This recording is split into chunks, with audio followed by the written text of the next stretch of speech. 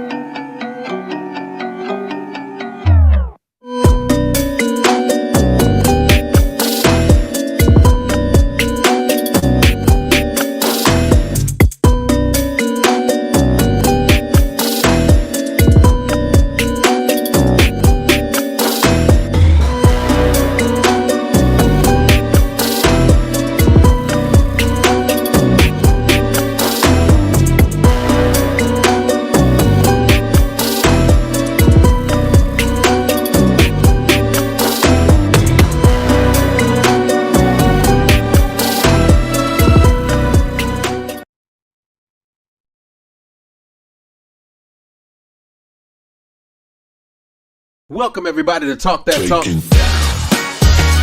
where we have unfiltered, uncensored, uncomfortable conversation.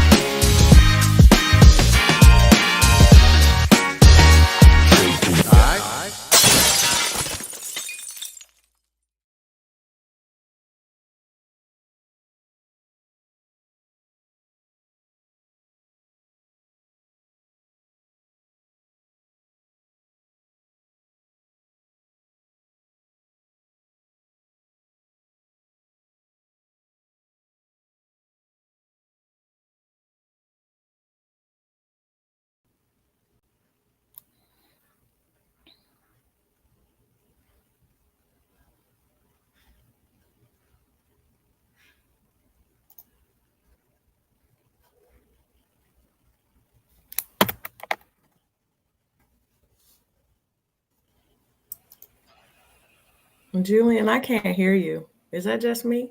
No, I can't hear nothing either. Can you hear me? Yeah, I can't hear nothing. No. No. No.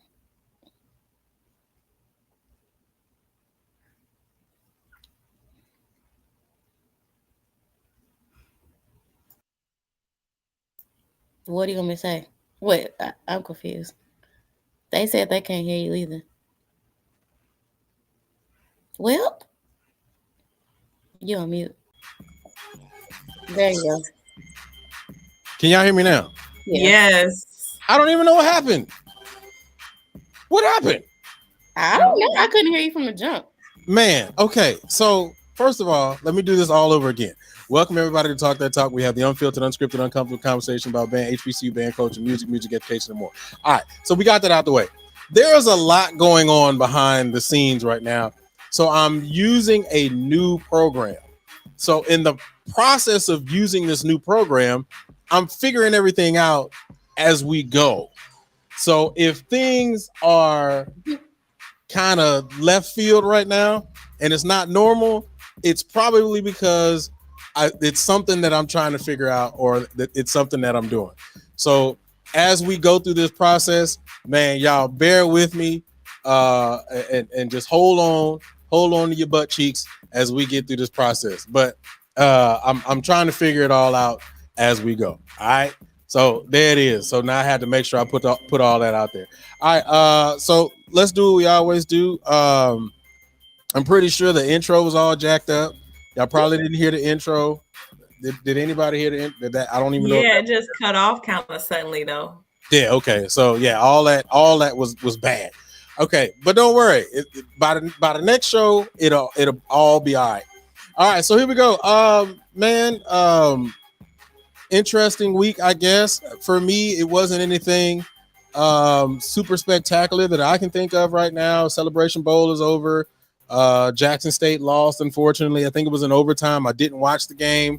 At that time that the game was going on, I had something to do with my church, some music to be playing in my church. And so, unfortunately, I was not able to watch the game. But I heard it was a really exciting game, and it came down to the wire. You know, as we all know, Prime is gone. That was his last one. I watched a couple of the interviews, and I think it was something to the degree of there were a lot of people or a lot of kids from his D-line that did not come back for that game. So, unfortunately, yeah. So that's as much excitement that I've had this past week. Maya, what you got? While I try to figure this stuff out. Nothing really. I was gonna say, what you mean they didn't come back? Like it was optional? Like they just didn't show up? No. Oh, you were talking about the D-line? It was because of the situation. A lot of them were like, I guess a lot of them were hurt because of the whole. Oh, they was on strike. Yeah. They were like, well, I mean, you know how it is, man. When somebody be like their favorite teacher or coach or whatever tips out, then they be like, well, shoot, I'm out. I quit. You know what I'm saying? So from what I heard, that's what happened to a couple of people. There we go. That's my favorite view. There we go. I got the view right. All right, go ahead. They have a new coach, right? Yeah, the what was he, the O line coach, I think. What's his name? TC, JC, KC, I don't get me JoJo. I don't lying. I know. saw once on my timeline, and that's it. Yeah, but he's a graduate of Jackson State. If I remember correctly, he's a graduate of Jackson State. And I guess the kids are really excited to have him as a new coach. Oh, he was wide receiver coach. Okay. They hit the transfer portal. I thought, well, I know a lot of them hit the transfer portal, but I could have swore that a couple of them, when I was watching the interviews, were saying that a lot of the defense just didn't show up. They chose not to show up. But yeah, so that's what happened. Maya. So that's who the new coach brother is. All right. So yeah, it's a very interesting situation, to say the least. So yeah. Portia, what about you? I'm tired. Yeah. As y'all can see, if you look over in the corner here, I've already started packing. That's clothes on that little futon over there. Got my little suitcases out, because after I go home to Richmond for a couple of days, it's back to the grind. So yeah, I'm leaving in the morning. I'm coming back Monday because there's work to be done. And I said I wasn't going up to Norfolk State this week. I've been up there twice. Well, you know that wasn't gonna happen. You got that work to do, man. You already know some girl gonna go down. You're gonna have to put some extra stuff away, some extra. Oh no, they gone. This is like prep. So when they get back, because we gotta pack all that stuff up and put it on the plane, and so yeah. Got you. So that's basically what you've been doing this whole time. You ain't caught up with nothing. Nope. Okay. All right. Yeah. As we're talking, y'all can see a whole bunch of stuff going on in the background. Now, just act like y'all don't see it yet. Like I told you, I'm trying to figure all this stuff out. We leave the 29th. The 29th. Okay. What's that? Yeah, they get back on the 27th though. No, the week after next. No, that's next week. Next week. Yeah. Because Christmas. Yeah. Yeah, they get back on the 27th. 2 days of practice, and then we get on the plane. Okay, y'all ready? You ready for that? You ready? Well, yeah. You ain't doing the parade. You just chilling. Right. Yeah, you on a straight chill tip. There we go. So you ain't got to worry. I'm gonna be waving, clapping, and screaming as they go by. Look at my babies. Look at them. Hey, ain't nothing wrong with that. You gotta do what you gotta do. All right. For you. Well, let me say this. Quan is going to be late. He's getting in from the Midwest Clinic. Him and Justin was there, man, and it was super dope to be able to. Hold on, let me see if this works. Let me try that again. Him and Justin were there. Yay! All right, but anyway, that's some new stuff on this new program. But anyway, but yeah, so they were both there. It was really dope to be able to see Justin there, man. I know we're going to catch up with him later and be able to have a conversation with him about the things that he experienced. And I know when Quan comes in, we're going to have that conversation as well. The biggest thing that I had the chance to talk to Quan about is the fact that he left a little early. There's supposed to be some like really bad weather. Winter storm weather heading that way, so he wanted to tip out a little bit early. So I was definitely looking out for his safety. You can get all the knowledge you want, but I want you to be safe. So I know that he's heading back, so when he pops in, we'll go ahead and give him his time. But what were you look like you were shaking your head for something, Portia? What'd you have? I was laughing at Edwin. No, they limit the Rose Bowl. He called me a skater. That's funny. They limit the number of people that can don't do that now. Walk or participate from each band in the Rose Bowl. They can only have, no matter your band size, the max is 4. And the Silkettes are on autopilot. So my job is done before we even get on that plane. So I didn't need to be one of those people.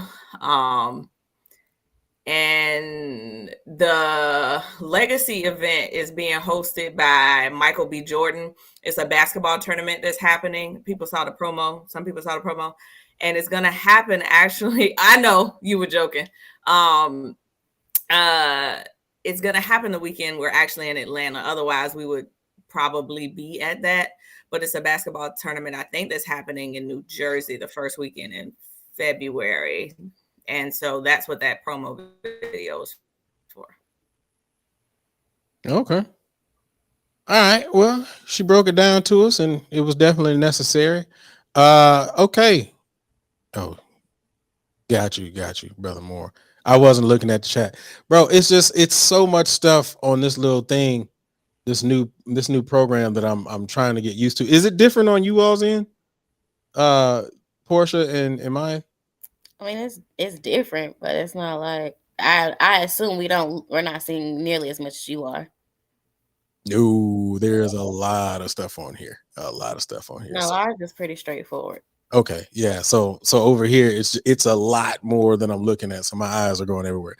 Anyway, they put Norfolk in the promo. Well, the basketball team would be there. TNT came down and filmed it on it was a Saturday event, and they filmed those individually.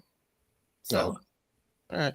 Hey, real quick, I forgot, and I'm getting old. I know it was for a reason, but I saw it's an old video that I saw of Norfolk recording something super dope in the gym. What was that again? What was that for?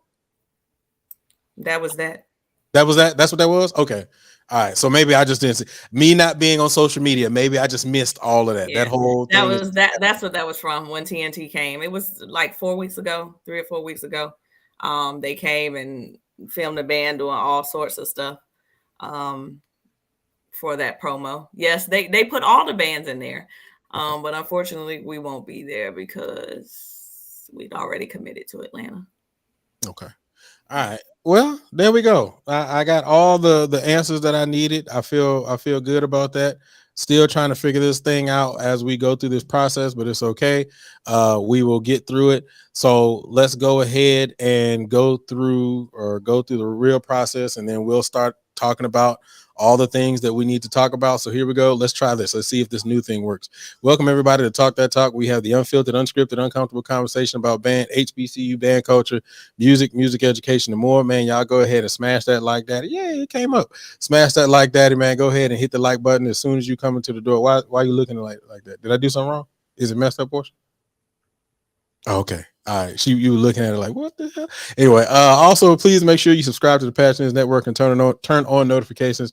This episode and all other episodes will be up on your podcast networks. Just type in Talk That Talk, except for on Apple Podcasts, where you can type in Talk That Talk.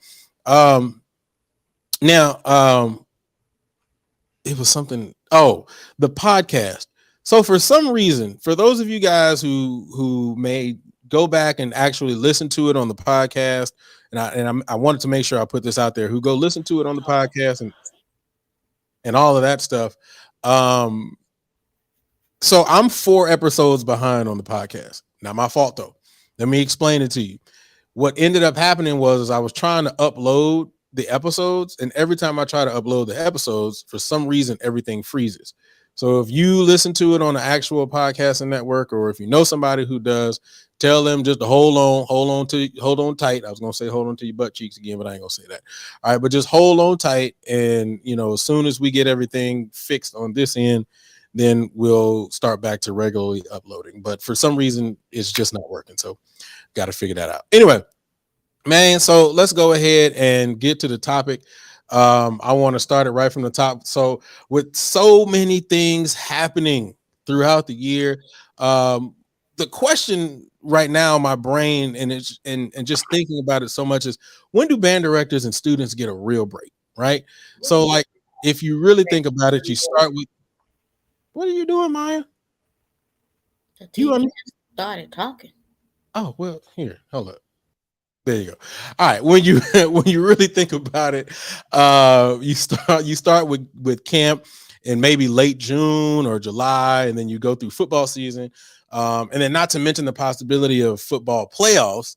And then specifically in the state of Texas, you have region band taking place during that same time. And then if you sign up for the Macy's parade, or in Portia's case, you got the Rose Bowl going on, that's like 2 holidays gone, right? So you don't get no real holiday break the way you want to. And so then you turn around and then you start the concert season. And for some, it's parade season. And now with the addition of the Atlanta Battle of the Bands and then the return of the Honda Battle of the Bands, you're losing the end of the year, or excuse me, you're usually losing the break. And then you're going right into the beginning of the spring semester, all while trying to piece together your wind ensemble for concert season. And then if you're a secondary educator, you're preparing for solo and ensemble, and as well as concert and sight reading. And then all that to turn around and start prepping for graduation and looking towards next year's events it's just so much that happens, right? And so with all of that being said, my first question that I have for you guys, and if I need to turn around and ask Quan a question, because I know he'll super elaborate on that, but I know Portia, you about to go into, but is there a such thing as band student burnout? We always talk about teacher burnout, but is there a such thing as band student burnout? Portia, you got it first. Absolutely. I mean, you know, ripping and running and that commitment, and then it goes into the spring. And then I know for us, they just went home this weekend. So they're only gonna be home from whatever time they left, Friday or Saturday, until the 27th. And that's all they get. And then when we come back, they'll have maybe a week and a half, and then they have to come back because we have to start prepping for Atlanta. So, I mean, it's a struggle. I mean, especially now, because they had that COVID period where they didn't have to do all of this. And so I see a lot of struggle in keeping up this pace after that. I'm struggling keeping up the pace after that. So yeah, that's definitely a thing, is band student burnout. And being able to keep them engaged and keep them motivated, especially towards the end. They're super excited about Cali. So yeah, but then it hit them when we had them 40-degree nights, and they still had to be outside marching around that campus. And in January, it's going to be cold as I don't know what. So, they tired. They said all the time, I'm just burnt out. I'm tired. I'm over this. And I mean, I feel them. That's a real thing. That's an honest thing. So yeah, it's definitely a thing. And somebody who is like really, really deep into this right now, what is the difference between COVID band and preparation versus pre-COVID band and preparation? Like, is that like a super real thing, or is it a huge adjustment? Absolutely. And I think we talked about this on the feature. We've been having to drag these students, put them on your back, find ways to motivate them, push them forward, pull it out of them. And I think before that, it was, we already know the expectations, we're going to grind it out. Those kids that came in during that time didn't experience the grind, didn't experience that until last year. And even then, we weren't 100, in Virginia, back to, 100% operating at normal. So this is our first year, operating what I would consider normal. And so it's been a struggle because they adjusted to not having to go as hard, not having as many gigs, not having to do as much, to what I call the never ending band season. Because by the time we get back from Atlanta, it's time for me to focus on auditions. for them to focus on auditions. And so I don't see me getting a break, them really getting a break until May. So, and I think that's super crazy, right? You don't see them getting a break till May, but in June, yeah. Okay. Maya, is there such thing as band student burnout? Yeah, absolutely. I think we've all talked about whether it was our last year, our planned last year marching, or our makeshift last year marching, or what have you. But even before that, like as a bandsman, as a band student, child, I don't think you really get a break until hell the night of your last band banquet. Okay, whatever year it's gonna be your last year marching, that last band banquet, and then you go graduate. That's really when you rest. Aside from that, it's year round. Because even if you, okay, let's say you get May or June off or what have you, your mind is still racing.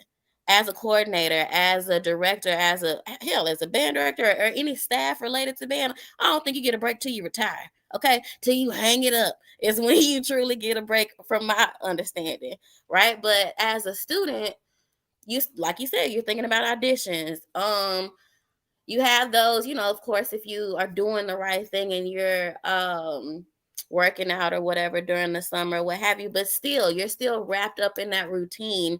It's still not far-fetched. So you're still not totally relaxed, because as soon as you kind of get relaxed, it takes 21 days to build a habit. They out for 21 days or what have you. They're still going right back into the same thing. So it's not truly a break, because you're not, like I said, you're not relaxed. So absolutely, there's a thing as student burnout. And in terms of the engagement overall,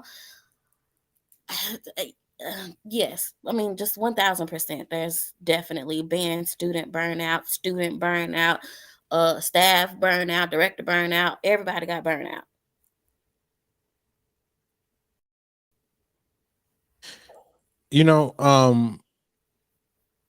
When I think about it, I marched. So somebody in the chat said that they don't see how people march past 3 years. I marched 5. I think Portia, you said you did 3 of them. Maya, you marched 4. What is the motivation to keep coming back if you're burned out?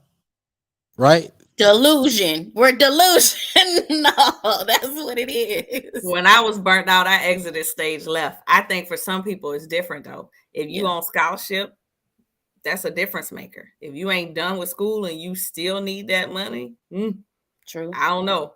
But when I got burnt out, when I was over it, true. And I think it's also like an outlet, right? So when the highs are high, they're so high. There's nothing like those grand experiences and those connections that you make within the band. Just that family, just the feeling of it all. But when the lows are low, they low, okay? But I think that that's hard for people to attach to. And when you think about it, a lot of bandsmen have been doing this for a long time. So it's really all we know. We did it growing up. We did it in high school. Then we did it. It just only seems right. It's kind of like second nature. So band camp, going through the seasons, spring, concert, this, that, and the third, we're just used to it. So it's kind of hard to walk away from that and kind of experience yourself aside from a bandsman. It really take over your whole life, if you're being honest. Like as long as you're a bandsman, it takes over your whole life. So separating from that is very, very hard, especially if you don't have nothing else really outside of that. Or if band was your lifeline, you definitely don't really have much outside of that. And that's some people's story. Yeah, I a part of me was sitting and thinking, like, I don't know, I feel like we like being abused almost, right? Like that's just kind of how I was feeling, and that's how I was thinking about it, right? Because I mean, don't get me wrong. I understand when you're in a sport, in an athletic space, you're going to get yelled at and you're going to get reprimanded and blah, blah, blah, blah. But I think that there is something, it's almost like pledging, right? Like there's people who enjoy not enjoy, because I don't when I look back at it, I didn't enjoy it, but there was something about going every night. You know, it was something about going through that process that was like, hey, I'm gonna keep going. I'm gonna keep going. I'm gonna keep going. I'm gonna keep going. But in the inside, you're like, bro, why the hell am I doing this? You know what I'm saying? Like, I think that there's. Oh, go I ahead. don't know that I had those thoughts when I was doing it, but now I'd be like, what was wrong with me? I'm gonna tell you when it hit me for real. That walk on Saturdays from the band room to the stadium, them first couple of games when it'd be like 99, 98, real hot here, and I'd be mad that I gotta walk to the stadium. I just be like, how did we do this? How did we do this? It is hot as I don't know what. Their uniforms are lighter than ours were. And I just question myself, like, how did I do this every week? Why did I do this every week? I'm miserable, and I'm not even dressed like they dress. It's really to me, it's so unexplainable. Like you're because for me, I knew it was over. Mentally, I knew it was over for me once 05 was over, because my process of band was so crazy because of the fact that my freshman year I came in. I'm an out of state person. I'm coming from Texas. And for those who don't know, I broke my ankle my spring semester. So literally broke my ankle. I ain't gonna tell you how I did it, but I broke my ankle, didn't come back the spring semester, came back my second year, March my second, third, and my fourth year. I was like, yo, I'm done, because, I'm out of state. I had to get an extra job to try to make ends meet, to try to make sure that I was in this joint and hanging in there and doing all this stuff. So I was done. And then I had to march that fifth year. And I guarantee you, well, I'm going to tell you guys what happened. My fifth year, I cried. I literally cried. I worked out a deal. First of all, I worked out a deal with Doc that I would only come to 2 rehearsals a week, and then I would do the game. But I was so done that the day that I was supposed to come to practice, I literally sat. If y'all don't know, when you drive into the band room, it's like this little it's like this little parking area that comes up and it makes a little L shape and it comes around. And then right to your right hand side is the practice field. I pulled up to the practice field and I just cried. And I see everybody on the field, they practicing, and I couldn't take it. I was mentally done. I mentally checked out. I was completely done, but I still went back though.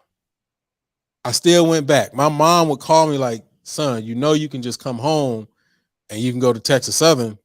Now, I wasn't going to Texas Southern. I don't know. I just wasn't going to Texas Southern because I knew if I went to Texas Southern, I wasn't going to be in the band. And for me, for some reason, I needed that. I needed to be in the band, but I don't know why. It was I was burnt out. I didn't want to do it anymore, but I knew that I didn't want to go to Texas Southern and be in the band. So I don't know what it is. It's something in us that just kind of makes us want to keep going back. And I don't know. I personally can't even answer that question. So yeah, I know that sounds crazy. Yeah, I did. I cried in the car. I absolutely did, Malik. I cried in the car. 100%. I am not lying to you. So yeah, I really can't explain that. So no, it wasn't fun anymore. And for those of you guys don't know, if y'all look to the right side of the screen, those are the comments that are popping up. I want to make sure I explain that. Those are the comments that are popping up. So Brother Moore, no, it was not fun for me anymore. Because I had felt that I had done everything that I wanted to do. I came in and everybody looked at me as this exceptional freshman. Because at the time when I came in, I had started out, true story, as a dizzy. I started out on second trumpet. Sebring, when he met me, put me on second trumpet. And then I said I had to prove myself to get to that first trumpet spot, because I had come from a high school where I was playing first trumpet and I was a screamer. So I was like, nah, I ain't gonna sit on no second trumpet before I get out of this goddamn band camp. So I started screaming and proved that I needed to be on first trumpet. So I was first trumpet screamer from my freshman year all the way to the end. I was assistant section leader in 2004, and then I was head section leader in 2005. You know, I was good. You know what I'm saying? I just wanted to be able to get to those heights and be able to prove, you know, that I was good enough to be there. I was good with that, and I had done that. And so by the time my that 2005 year or 2006 year came, which was the Honda year, I had checked out. I had burned out. So much so that I think it was the first rehearsal that we did. One of our theme songs was Ready or Not back in the day. I don't know, y'all still play Ready or Not? Probably not. But that was one of the things that we played as soon as we got into the stands, was Ready or Not. And the trumpets would always take up the ba-da-da-dum, ba-dum-bum, ba-dum-bum, that part. We always took that up. Well, the year I didn't care, I took up the whole thing. I took up the intro. I took up everything. I just did not care. And Miss Sanders stopped the band and completely cussed me out and said, "Boy, don't do that." No, I ain't gonna cuss on here. But she said, "Don't do that no more." And I was like, "What's wrong? I hit every note." And she was like, "Don't do that no more." If you go back and listen to 2006 Norfolk, most of the parts that are taken up in random places were me. And it was me because I did not care. I had completely burned out. So yeah, let me go ahead and bring Quan into this. Quan, I just want to make sure that you know ahead of time, we got this new system. So if I bring you in and some stuff messes up, it's because I messed it up. My bad. Just want to give you a heads up. All right. There it is. Is it there? Is it there? Can say something? Something. All right, so you good. Woo. All right, we there. We got you in. What's going on, bro? Oh man, I'm tired, but I'm happy. Well, I'm glad. Hey, Portia got the Silkettes person got the silky today. Look at her. I miss y'all, man. Well, I'm glad. Well, before you tap in with this here topic, man, and I got to put a pause on the topic because I do want him to kind of talk to us about it. How was Midwest? What nuggets did you get? What people did you meet? So on and so forth. Well, first of all, bless God for traveling grace. I got out there in the nick of time. They're about to have this crazy Arctic blast. I unfortunately had to leave Justin up there. He's still up there, so I'll be praying for him for sure. It was really good. I was able to really chill with Justin 2 days in a row. Like, Justin's a real one, like straight up, and he's an ally. Like, straight up, he may not understand everything, but when we was talking, his mindset is just like ours. We're talking and wanting to promote and push HBCUs in the best direction that it needs to be. I met Crystal. We was chilling in the empowerment presentation by Dr. Latoya Webb. There was a picture. You sent us all them pictures. You ain't sent a picture with you and got that on Crystal. I know. Phony. Wasn't thinking, my bad. But I met her and she was so cool. And there's so much. I don't want to take up a lot of time, but maybe we'll come back to it, but because it's a lot, bro. But Dr. Chipman was able to meet him. Dr. Alpha Watkins was able to meet him. Had a arrangement lesson by the great Paul Adams in the middle of the hallway. That was like 15 minutes, and I still got a headache from it. That sounds did he make a sexual reference? No. Dang. He must have got old now. Yeah, he was talking about he was talking about respect. Okay. Well, because back in the day, I'm gonna just tell you a quick story. Back in the day, sometimes when he would explain arrangement stuff to you, there would also be a sexual reference to it, and it was usually because he said it's the easiest way to make the connection that we understood. So, just to give you an example, it was a song that I was writing, and I brought it to his office, and I said, "Hey, Mr. Adams, I don't know how to put an ending on this. I got all this stuff in the front, but I don't know how to end it." And then he was like, he basically said, "Hey, you got to make a musical orgasm. That's what you got to do. Just think about all the stuff that you really love and put it in there and then make a musical orgasm." I was like, what? What? What are you talking about? That But does make sense. but see, at the moment, you got to realize I'm an undergrad, and at the moment I'm listening to this, and I'm like, what are you talking about? But it wasn't until I went home and I started, working stuff out that I was like, this makes sense. It for some reason it just made sense. I was like, all right, cool. So hey, that's just Mr. Adams, man. I mean, hats off to him. He's definitely a goat. But go ahead, bro. I'm sorry. No, you good. FAMU was there. Sound wonderful. Let me say this, man. FAMU is like first class, like, and really everything. Like, and if I have to have any school or university represent me as a people and culture, I'm gonna say send FAMU or Bethune-Cookman first. They're very professional, from the student level all the way above and beyond. I didn't like how they weren't placed into a like a hall venue. They presented and played in front of the exhibit hall, and I just didn't like that. Not for that type of caliber of program and institution. But they showed out, like they made people stop. That's how good they sound. So that was good. Like I say, just so much. But the best session, I went to several sessions, intonation, using harmony director, so forth and so on. That's cool.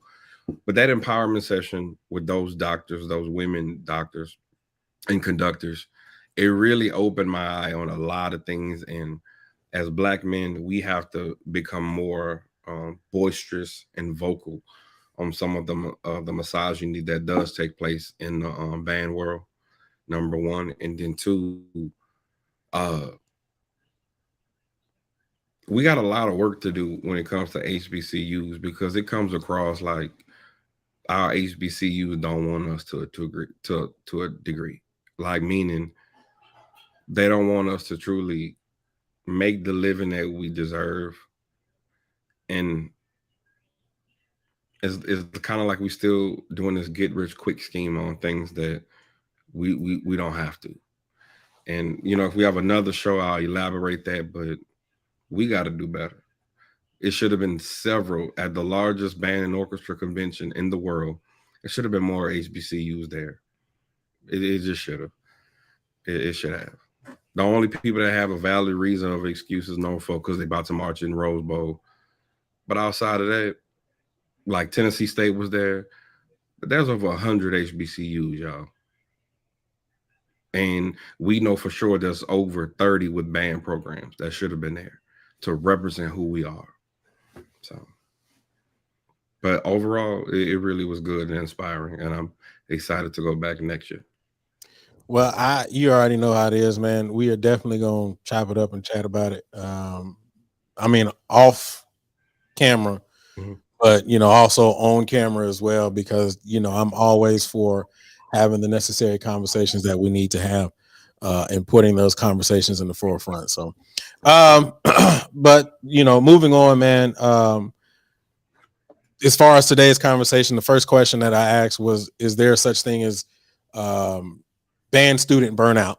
And just having a conversation about the things that band directors and students do throughout the course of a year, for the most part, starting in June, for the most part, going all the way. And even like Portia said, getting like May, maybe as time off to start in June and do it all over again. So just to get your perspective, is there such thing as band student burnout? Absolutely. Just to be brief about it, my last year that I marched before our drum section transitioned out, I was already burned out because I was a music major. So not only we were doing band, but you have to start preparing your mind for your senior recital. And there's a point in college, like your junior and your real senior year, because everybody have like a play senior year, which is gonna be honest. But your real junior year, and senior year, you go through a scare. It's like, y'all, I'm close to the end. Like, what am I supposed to be doing? And is this real? And is this attainable? You go through that, and if you're not careful, you could deal with self-sabotage at that particular point. We don't think about that You know, we don't think about those students that are not home, and they're far, away. Sometimes family members pass away and you can't go to that service, you know. So those things happen. You know, sometimes professors be buttholes and you got 7 performances lined up, but you fail in the class. And the teacher not, being empathetic towards you. They just like, this is my class and it is what it is. So you have to deal with all of those things as a college student. So that's definitely college burnout. Let's see, 08, after the year Prof Ed passed away, that was the hardest year. And I definitely wasn't marching after that year, for sure. All right. Appreciate it. Appreciate all the insights you provided on not only the topic, but Midwest as well. Let's go ahead and move on to the next topic. Welcome everybody to Talk That Talk. We have the unfiltered, unscripted, uncomfortable conversation about band, HBCU, band culture, music education, and more. Man, y'all go ahead and smash that like, daddy, man. Let's go ahead and get these likes up early. Do not wait. Just go ahead and tap it right now. Also, please make sure you subscribe to the Passionates Network and turn on notifications. This episode will be up on all your podcast networks. Just type in Talk That Talk, except for on Apple Podcasts where you can type in Real Talk That Talk. Scarfinger had to check me on that earlier. I did not say real earlier. So appreciate you, Scarfinger, for checking me out on that. Hold on right quick. I'm sorry. Let me be a kid right quick. Oh, shoot. I can move this now. Oh, man. All right. I'm sorry. Big kid, I told you, big kid. I was like, "What are you moving?" I don't see you moving. Y'all can't see me moving it right here, but seeing I stopped it right there, and then you see that. So my bad.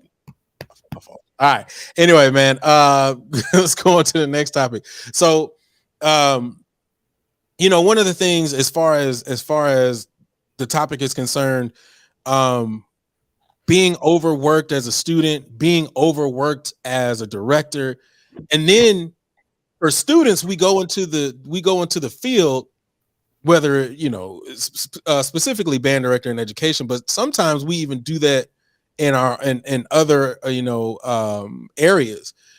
And I think, and this is my personal opinion, I think that a lot of it has to do with what we endure and what we deal with as band students. So the next question: are we wired to be overworked? Are we wired to be overworked? Quan, since you put the out there, you got it first then, bro. Yes, we are over. Yes. Post-traumatic slave syndrome, even from our parents, what they tell you: work, hit these specific goals, get your family, get your house, that's success, right? Then we had a generation where they say, go to school. The more school you're gonna get, the more money you should get, right? I don't know if I can see myself over the little thing. Oh, anyway. Hey man, you just act like you don't see it. I told you I'm trying to figure this out as we go, man. You good. Go ahead. So but we also was told go to school. The more degrees you're gonna have, the more money you're gonna make, right? The lie detector determined that was a lie.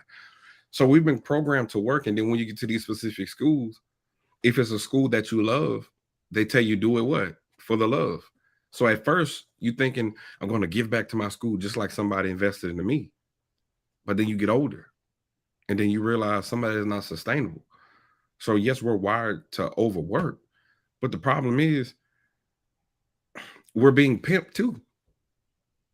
Yes, we're wired to overwork, but we're being pimped.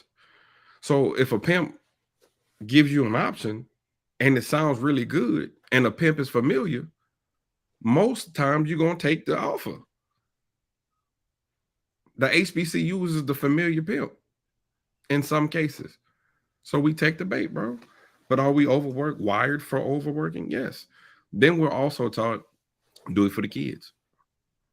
And then you don't want to disappoint the kids. And then 10 years later, the kids gone and graduate, and then another class comes in, you're trying to do it for them. Yeah, bro. We're wired to overwork. Okay. Maya, rocking your baby. Are we wired to be overworked? That baby got a hoodie on. She do have a video. When she picked up, I was like, "Oh, there's some exclusive stuff, and it's cute." Okay. Thank you. Show up, girl. Say hey, girl. You got one of them little doggy strollers, don't you? I don't. My best friend does, but I don't. Oh my gosh. Hey, do you have a doggy purse? Debatable. Subjective. You got a doggy purse. It's not branded as a doggy purse, but yes, it is utilized as one sometimes. It's just a big oversized bag. Exactly, a big old bag. That's cap. That's cap. A big old shoulder bag. Okay, let's see. Okay, so when you pose this question, I didn't know whether you meant like we as Black people or we as bandsmen. My mind went to, as bandsmen, are we overworked, which kind of goes back to what I was saying earlier, delusional. But how did you mean it? Or is that up to interpretation? I actually meant as bandsmen, but I mean, heck, even the chocolate folk, that is a really good question. Well, I think yes, potentially some of it, if we're talking about us as Black people, you know what we always say, you gotta work twice as hard to get half as what, you know, half of what they have, and this, that, and the third. So I think there is a portion of it, but in terms of the bandsman portion of it, I think so. I think that kind of speaks to why we can't leave it alone, right? So we get so comfortable and get so used to just being like a zombie, a walking zombie, and just get so used to that routine: eat, sleep, go to school, go to practice, do it all over again, that we don't really understand anything else. And I think that sometimes I can see how it has transferred over into my corporate life, right? And we talk about building that ladder, getting to the top, and then you'd be like, well, what now? I found myself having that same feeling when I'm at work, and it's hard for me to kind of, that's why I've switched jobs so much, because it's like, well, once I've made a threshold that I've been looking for, there ain't no challenge. What else am I supposed to do? I've been working and doing this and trying to prove this and trying to do this and make sure that this is right and change this and make all this happen. Now everything is aligned. Everything is great. And now I'm at a loss because everybody else is winning and I'm just burnt out. So, yeah, I think we are wired to be overworked for more than one reason, for sure. I can't read and talk at the same time. Oh, you talking about the chat? Yeah, I saw some stuff that was going on too. My eyes was just kind of. That's why you're supposed to focus on what you say and then go back and read the chat when you're done. I can't. Oh Lord, help of Jesus! All right, well then read the chat and then you have your time to go through that while Portia's getting hers. Portia, are we wired to be overworked? Absolutely. We are conditioned in marching band to keep going, good, better, best, to always improve. Improvement comes as a result of work. You can't improve if you're not working towards something. And so I don't know how to not be busy. And that's one of my goals for myself in 2023. I just have hit a wall where this fall I had way too much going on. And I am tired. I genuinely am going to unplug Christmas Eve and Christmas Day. I have vowed that I will not do anything. Spartan Legion, Silkat, work, school, nothing for 2 days. I don't know the last time I did that. And, you know, a lot of times part of it is that we feel like, to Quan's point, obligated. Like when we announced, myself and the other undergraduate advisor announced that we were done, people were like, well, who gonna be the advisor? Jesus, because I'm done. I'm tired in a way that I cannot explain. And I have to, for the sake of my sanity, pull back. And so and it just hit me that you can't continue like this. To have multiple things to do every day. to constantly keep going. My plate's not full. Yeah, I can do that. And it's not healthy. I am in 2023 work-life balance. That's all work. My job, the Spartan Legion, everything, there will be a balance. It's going to feel weird for me. Like I didn't have to go do the things that I did, but I did them because it's a need to get things done and to say that I've checked things off and that I'm constantly moving forward and I'm doing things and getting things accomplished. If I'm not doing that, I feel weird, and that is a problem. I just have a quick question. Do y'all ever get that feeling when you be like, but I want to be the best? And it's kind of like you don't know what the best looks like. It's a struggle. It's right. a struggle because that's what I was saying. We have been conditioned that there is constant room for improvement. You just need to continue to build on whatever it is.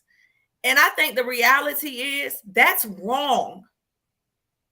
Do whatever you're going to do to the best of your ability, but then take a break. But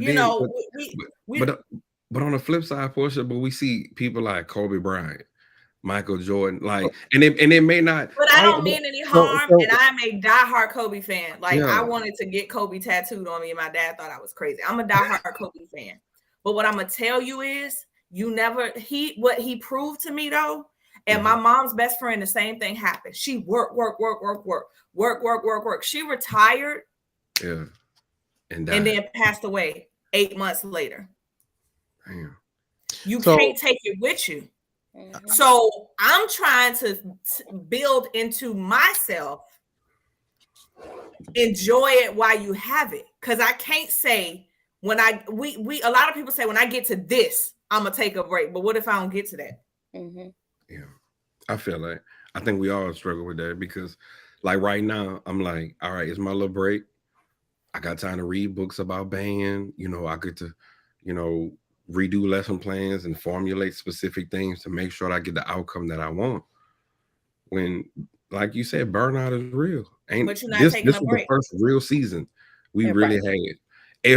So for y'all, every Saturday, for me, every Friday, for high schools, sometimes you have them Saturday performances, pep rallies that be thrown in between. Same thing for y'all. Planning. What's the next show? Like I'm thinking about next year right now, but I'm also thinking about what conductor symposium I can go to improve myself. What DMA program I need to apply to already. I don't know. But I also understand that I'll be better for them if I'm full. Right. Instead of keep running on empty. So let me say this. Well, what's full, Portia? I don't even think we know what's full. Let me say this. And I let y'all rock, and there's nothing wrong, because I'm always let y'all rock. But when you ask that question, Quan, for me, it's kind of weird because in this time that I have not been teaching, I've also had the ability to sit back and like truly view life, right? So maybe I will go there. So faith without work is dead, right? But it doesn't say that you have to work to kill yourself. It just says work, right? So what we have conditioned ourselves to do in this world is to work until we have nothing left. And the thing that and she put it in chat, but the thing that me and my wife have really come to the idea and understanding of is we can't take it with us. When we gone, we gone. And one of the things that I've learned is when it comes to legacy is what you pour into other people. It's not about how much money you leave them, because you can leave people a bunch of money and they can just not appreciate it anyway. But what impact did you make on those people while you were here? What legacy, what kind of legacy did you pour into other people to say that I remember him for doing this and I'm going to carry carry whatever they did on to the next generation. I think we're continuously striving to a pinnacle that will never be reached, because one of the things that I came to understand in undergrad is, and Zachary taught me this, Dr. Zachary taught me this back when he was Mr. Zachary. There's always going to be somebody better than you. It doesn't matter how much you keep working, how much you keep pushing, there's always going to be somebody better than you. And if you're continuously trying to reach some high point and some high pinnacle, when you get there, or whenever you get to whatever mountaintop or whatever peak that you're trying to reach, you're going to look over to that next mountain and say, all right, it's time to climb that one. At what point do you say, all right, I'm going to stop climbing the mountains and I'm going to just live? And I feel like everything what you're saying is like, I feel like it does need to be, if you work hard, you should play hard, sort of, to a degree. But I think for some of us, we don't even know how to play. And I'm speaking specifically for me, right? But no lie, but I was taught that. Like, not being ugly, for me, I was taught that that's what a man is. Like, you're going to grind like that. And I hate to say it like this, but being honest, if you're gonna die, you're gonna die anyway. But you better take care of your family and your people from the grave. Like, and maybe that's not right, but I know that's what I was taught. You feel what I'm saying? Like, even like, think about it when we played. That's what they teach us. Out of the night that covers me, black as the pit from pole to pole. Like, they teach that's the same concept, to break you down, to build you up, to let you know that you can withstand anything. And even when you feel like you ain't got nothing left, you still got a little bit more. So when we speak about legacy, our legacy is in the Silkets, the Black Foxes, this podcast show, our children, our children's children, the kids we touch in heart and spirit at the school. Let me be specific. You know what I'm saying? Like, it's those things that matter. But when is that? And I think that's the issue. When is the point where you be like, okay, like Portia saying, let me back up. Let me fill my own cup so that I can pour out, and I don't have to pour from an empty cistern. I get it. But see, the problem is, bro, and because you're absolutely right, these are things that are instilled in us specifically as men, right? Mm-hmm. This world and this generation is completely different because, and this is not to make it, a man-woman topic, but even it's been now instilled in women too. But I know as a man, that is something that has been instilled in us, is to work and just keep working. The problem is that, and I think Brother Moore said it best, we are often void of mentors that teach and model balance. We're the people who are in front of us, our uncles, our fathers, whoever, we watch them just work. So we don't know what it looks like to have a balance. We don't know what it looks like to be able to sit back and just say, I can enjoy this and enjoy the work that I've done, and work will still be going regardless if I'm not physically there or not. We don't know what that looks like, but that's because we are in a culture of people that have had to be that way. When I look at, and I'm gonna be honest, I'm gonna put it this way.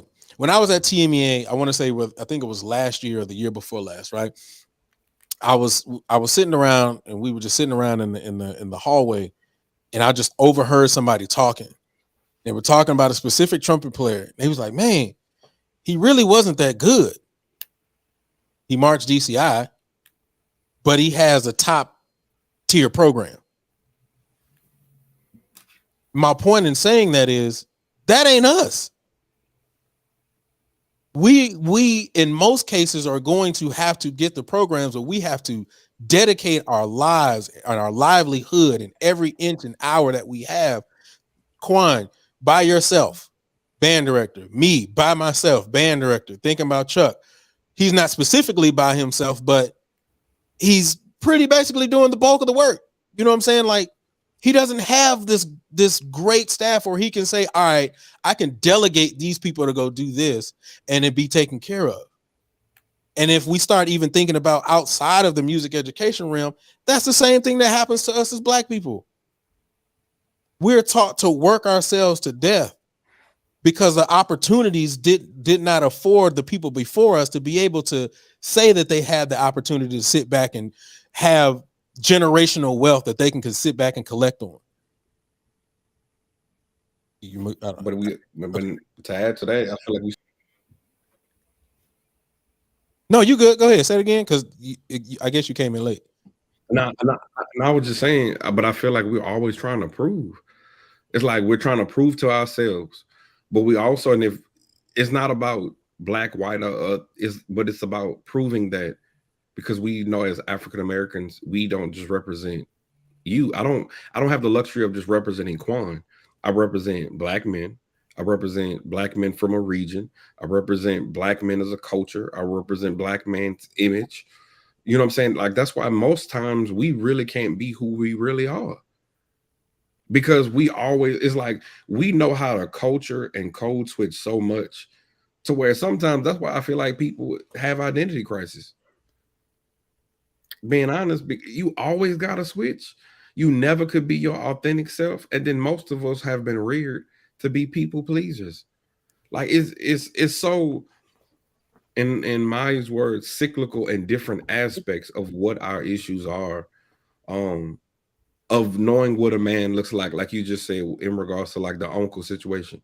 Even when our uncle was home, uncle was working. He was either fixing the house or he was frying chicken.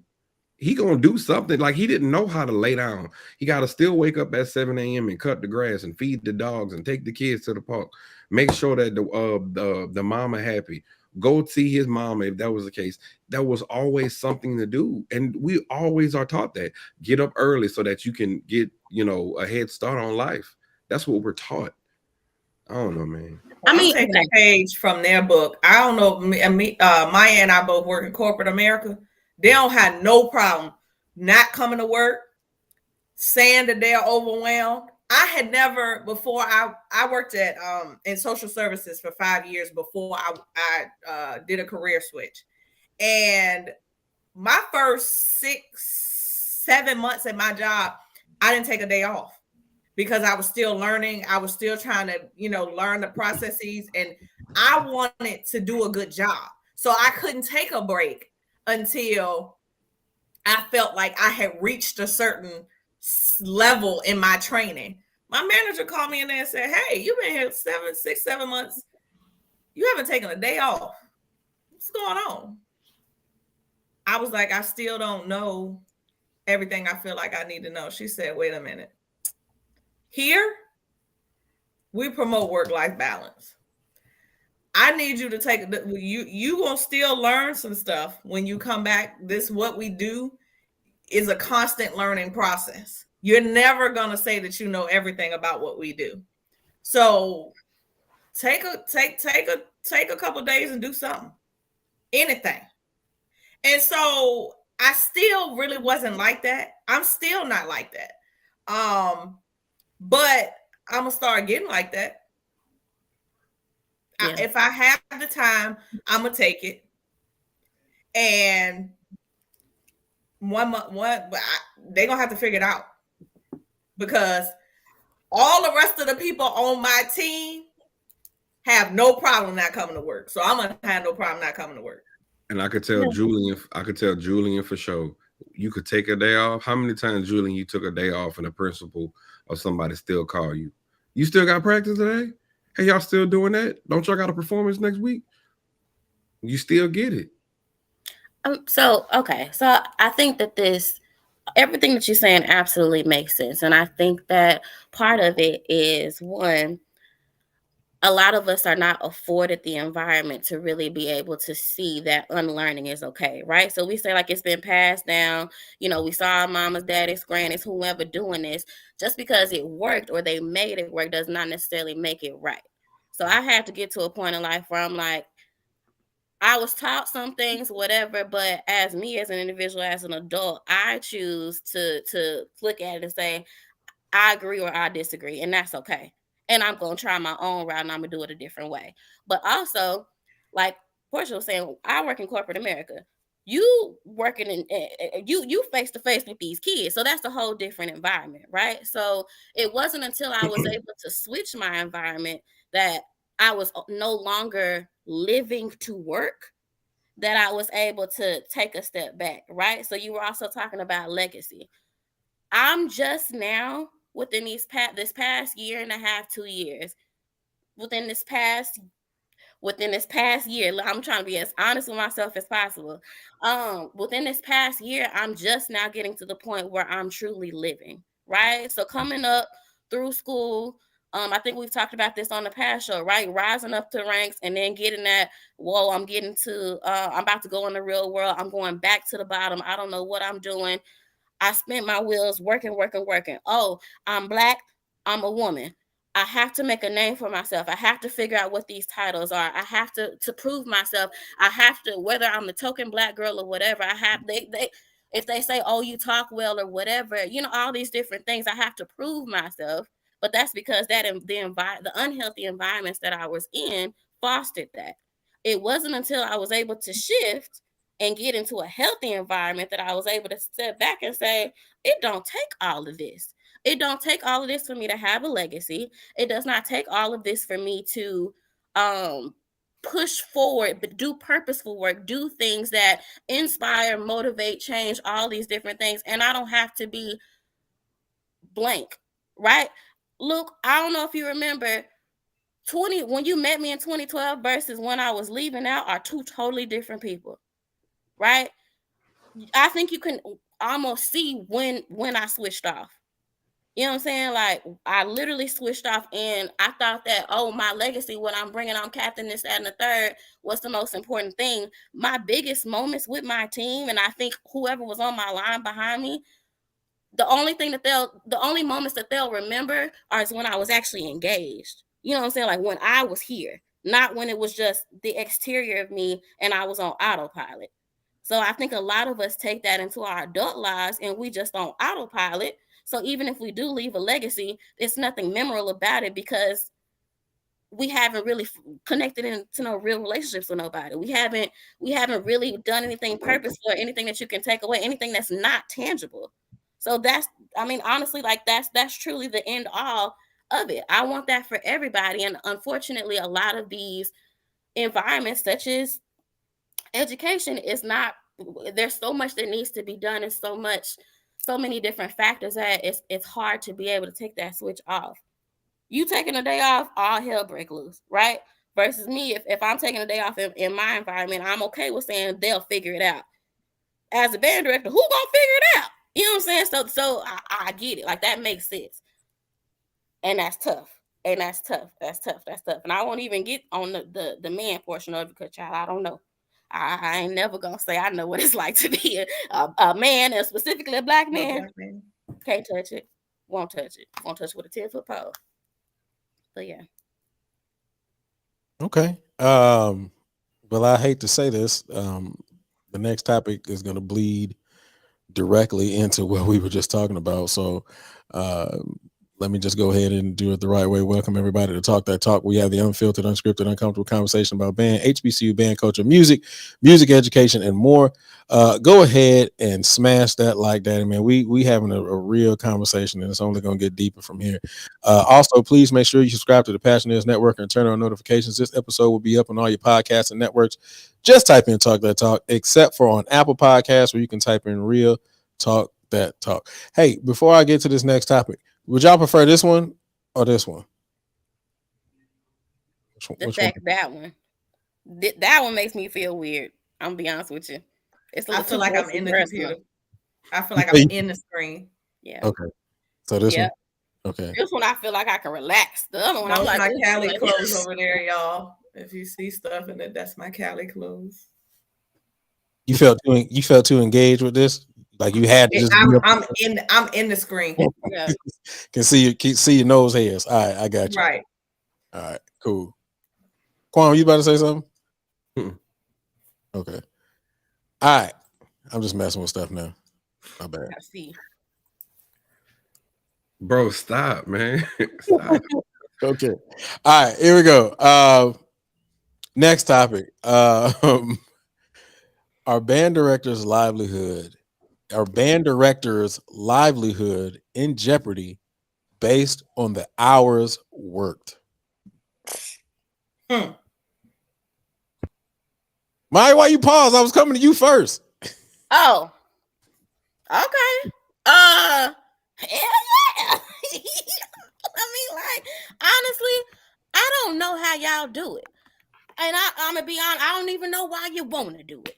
I'm just gonna be real with you. You know what I'm saying? Like, you got to deal with all these damn kids, all their problems. You got to deal with administration, Mr. Whoever, this person, that person, the money. Oh, I'm stressed. Oh, not to mention what you got going on in your personal life, plus what you got going on at home. How y'all be having these families and these kids and stuff. I don't understand it. I mean, I get it, but I'm like, I don't understand how y'all are able to function on a daily basis or seemingly function. It's like function in depression. I don't know. Because it's just like there's so much. I'm making sure I'm reading the question. Get the director's Look, livelihood. oh, Yeah, I just feel like I don't. There would be times where I didn't get it until now. Where I would look around and be like, "Where's Doc? Doc went home." But you don't know that man been up here since 6 o'clock this morning, 4:45, 5, whatever o'clock this morning, and worked all through the day. May not have eaten, gave up his last chicken leg to this person because they needed it over there or whatever. You know what I'm saying? I don't know how y'all do it. It just seems like y'all all need to be on medication, and y'all all just need like some months of bed rest or something, because absolutely your livelihood is in danger, your family's in danger. Y'all be having wives and kids and children. I just don't understand how y'all even have the willingness to want the strength to keep on going. That's why it takes a special person, an absolute special person. So my hat off to you, but I definitely couldn't do it. So yeah, I don't know. Okay. So I want to say this and then I'm gonna go to Quan, what happened to you, by the way? bro, I hit a button. I'm sorry. I'm sorry. I'm gonna say this and then I'm gonna go to Portia next. So when I got into the profession, I didn't know too many male band directors that had wives. And if they did,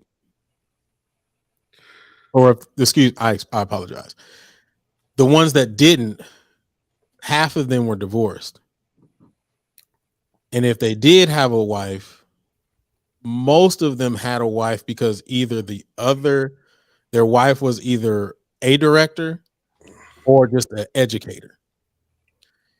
I say that to say, as I was in the profession and I got older as a man and having a wife and just completely embracing the married culture and male female dynamics and things of that nature, understanding the emotional state of women and what they want, what they would typically want from their husbands as a companion.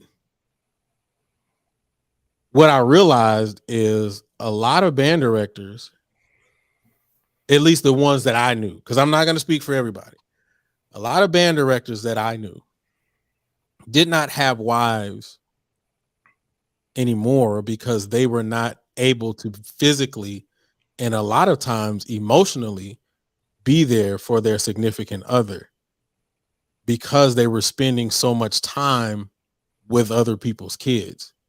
By the time they got home, they were burned. They were burnt out. They were tired. They were struggling, trying to give their significant other, their wife, that attention that women in most cases so desperately need. They need their husbands for the most part to be there emotionally. And in a lot of cases, a lot of guys just ain't like that. I mean, I'm gonna be real. They're just not emotional creatures by nature, but in a lot of cases, women still want that physical presence there and want them to at least be there in some type of form. So Yeah, that's what I've seen in my years of doing this. So I just wanted to kind of put that out there. So I think it was Brother Edwin Moore who asked whether when based on the question, when I say livelihood in jeopardy, I think he asked whether it was in danger or was it health. I'm thinking more relationship wise, but depending on however Portia and Quan answer, we can definitely go to health too, because that's a major issue too. So Portia, our band director's livelihood in jeopardy based on the hours worked.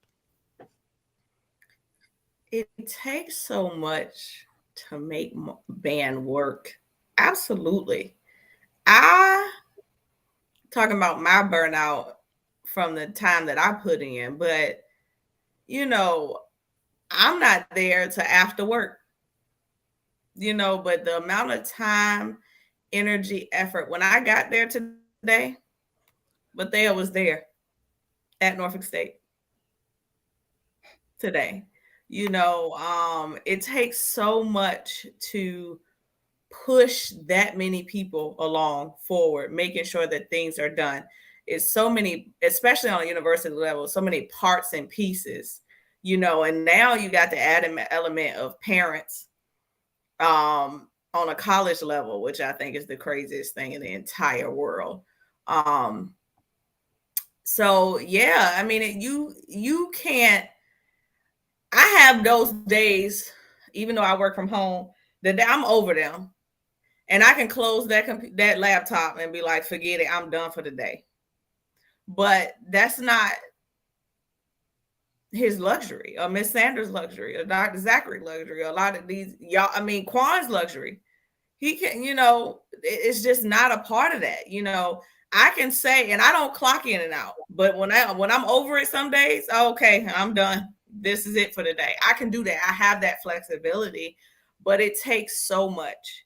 And you not only serve as a band director, you are a surrogate parent, you're a counselor, you're all of these things. And so I just encourage anybody who works in this kind of profession, therapy is your friend, okay? Because if you pouring yourself out, so you need to be able to tell somebody, these people that got on my nerves today, and it'd be okay, and they don't judge you. I don't know how y'all, Luke, when you did it, Quan, I don't know how y'all do it. Because even sometimes at Norfolk State doing practice, something will go wrong and get on my nerves. You know what I do? Get in my car and come home. I sure will. Nope, not today, Satan. Get in my car, drive on home. I try again tomorrow. But he can't do that. So, and then if he doesn't do it, then the band program slips, and then it's questions from the administration. But you don't understand how many hours I'm still here in this building, how I'm leaving at 11, 12 o'clock at night every night, trying to make sure that things are straight. I don't know how that works. And I don't want to know how that. I'm gonna make that clear. I don't want to know what that's like. I'm taking stuff off my plate. His plate is growing because it's, can y'all come to this? Can y'all do this? Can you go here? Can you do that? And you have to manage these conflicting priorities, and everything still needs to be at a high level. Somebody said it earlier, because now everything they do, not only are they doing it, but it's scrutinized. It's all over the internet. So then you have to, it's so many factors that have to be considered. It is definitely tied to their livelihood, and I would not want it for anything in this world. Okay. I'm gonna let Quan go and well, go ahead, Quan. Our band director's livelihood is tied, or excuse me, in jeopardy based on the hours worked. I'm gonna go a different route. I'm gonna say no. It's hard, yes. It's a difficult, yes. But in jeopardy, no. Because if you learn those specific tools that we were just saying previously, that work-life balance, some of that, no. I saw a comment that literally said, like, pastors' wives, coaches' wives, and different things. Y'all got to be on the same page. You feel me? And if y'all on it, and that's how y'all marriage operate, and you can work in tandem of one another, clear, effective communication, all things are possible. But we also have to be honest, and at that time, and let me say this: if you married a band director and he was a band director, you know what you married though too. And vice versa. If you have a woman that is a go-getter, a hustler, that's the woman you married to. So I mean, from that point of view, that's that you dig, but you got to be honest with yourself. You feel me? Look at my that's my opinion for that. But the hours are gonna be the hours. Bless God, y'all corporate lives allows you that healthy environment. But what if your significant other is a lawyer and they gotta prep them briefs for a case? Well, what you about to say? Like what? The money I did? got two No, things. I have something that's completely. I'm not disregarding what you're saying, first of all, but I have some things that are completely against that. Okay. The first thing I have that's against that is the fact that yes, you're right. As people getting in relationships with band directors, they should understand who they married and their situation, right?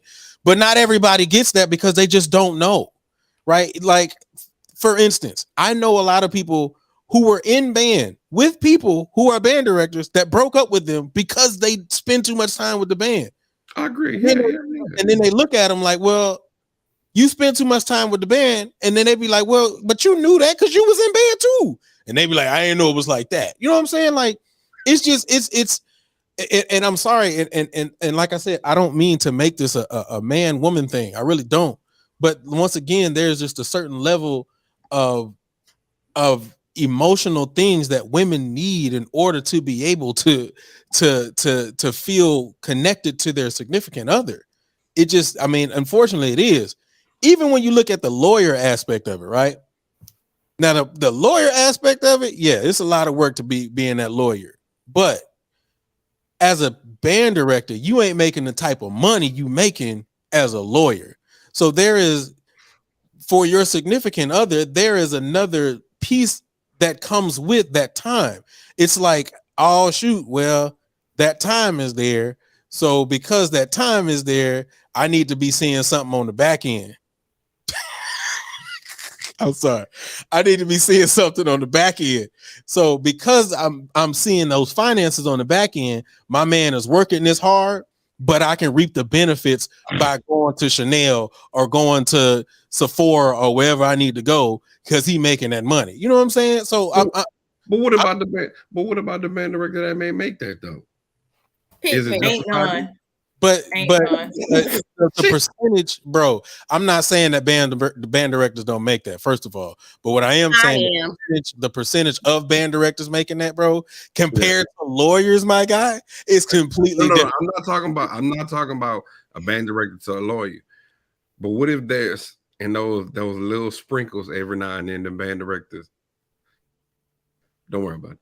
Quan, what I was gonna say, you're looking at it from a macro perspective. I mean, a micro perspective, and I'm looking at a macro. So, hey, I want to say bye, Quan. Bye. You want to know why? You want to know why? Because you got a whole different type of situation. Okay. You are very blessed, my man. And your career aspect as well. And again, I don't know everything, but let me tell you something about Miss Heather.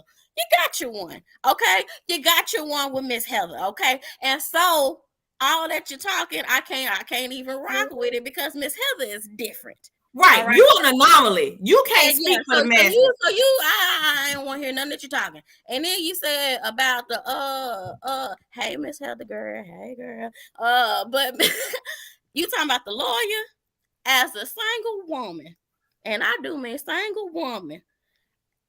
I already know it's a couple of career people, a couple of industries that I don't want none of. The medical folks, doctors that be on call all day, 10 up and night, 24 hours a day, 62 hours a week, all that type of stuff. No, I'm sorry, you music education folks, I can't do it. firefighters, military people. No, I don't care how much money you making. That's not gonna suffice for me. And maybe that's But why. that's what I'm saying. But you know your limit. And stay out of. But you know your limit. But you know your limit. That's all I'm But saying. see, So for like me, it's a little difficult though, because I don't want him to be sitting at home bored. My schedule off the chain. God willing, it ain't gonna be soon, but my schedule is crazy. But I think that's a difference, right? And because I saw Crystal post that up earlier, right? I think that's a difference. I think with men and women working a lot, because men work a lot, it doesn't really. I don't think it affects them as much. Like there may be some dudes that it does affect, so I'm not going to say that it doesn't affect them. But I'm saying if I'm working all day as a man and she's working all day as a woman, and then we both come to the crib. I don't think he's gonna be like, well, you working all day, so I got a problem with that. Like, I think it balances itself out. Now, I think it's different. I'm not saying everybody's like that, but I think there are some that are like that. No, for real. I feel it. What I'm gonna say is what has taught me a lot, and what kind of adds to it is me working remotely. That has changed a whole lot for me, right? So me being able to be wherever I want to be and be able to still work, whether it's at home, at a coffee shop, in Mexico, in Brazil, whatever the case may be, and me having that access, having a significant other that doesn't necessarily have that type of access, that poses a whole different type of problems, or a whole different type of benefit, depending on what side of the spectrum you're on. So I think it's all in our environments as well. Man, is what you want. Know your boundaries. Sure. Absolutely. And also, a lot of times too, though, people like just like marching band, people think in their mind they can handle it. I can handle this. I'm booked and busy too, babe, so it's gonna work out. And then you get in and be like, oh, this is a different kind of issue. Mm-hmm. And I will say this, Crystal just brought up something that is absolutely true. We ain't even talking about when we get young kids in the mix. Oh yeah.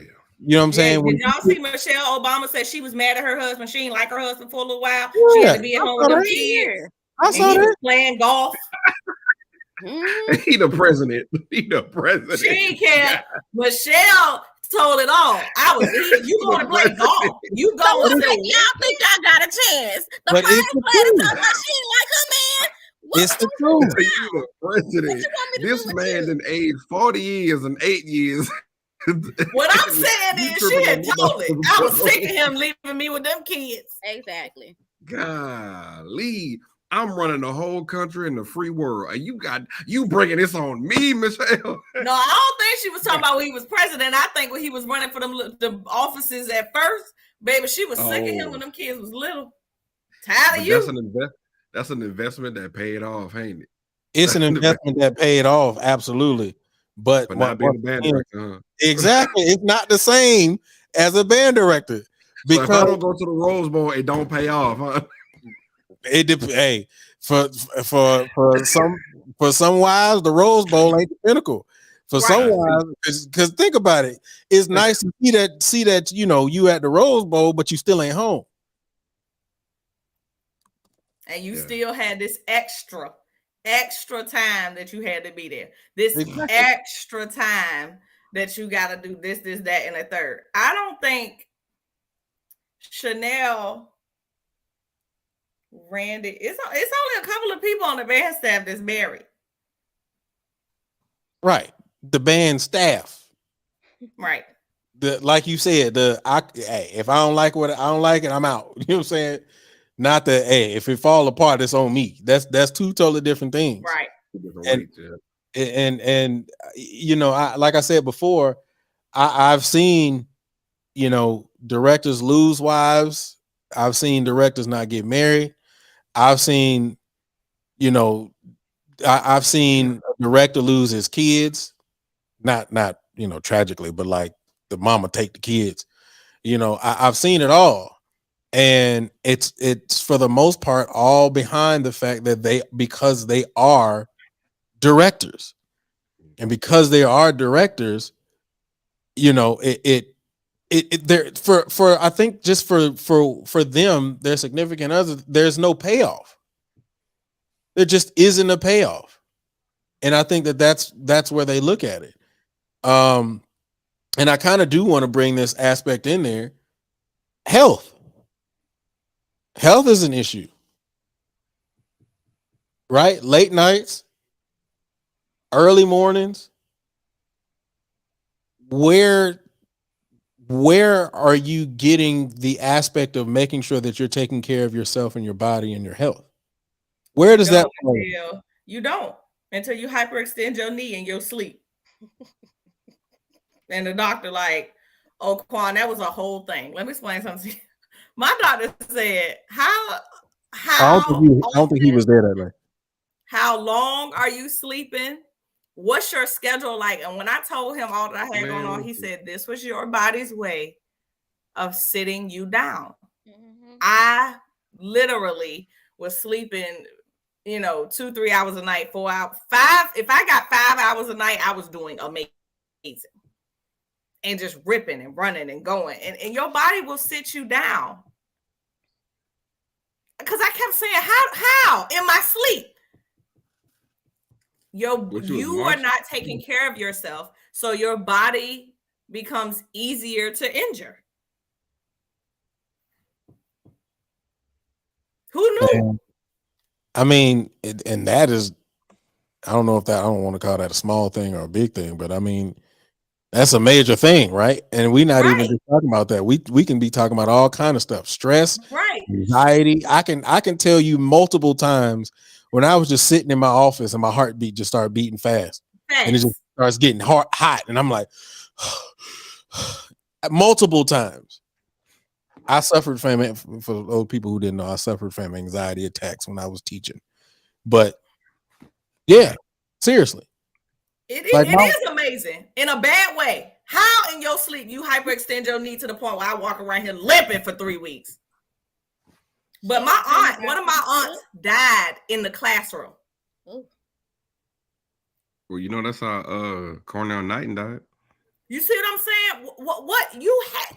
That's how Barney Smart passed. You have to have felt bad that day.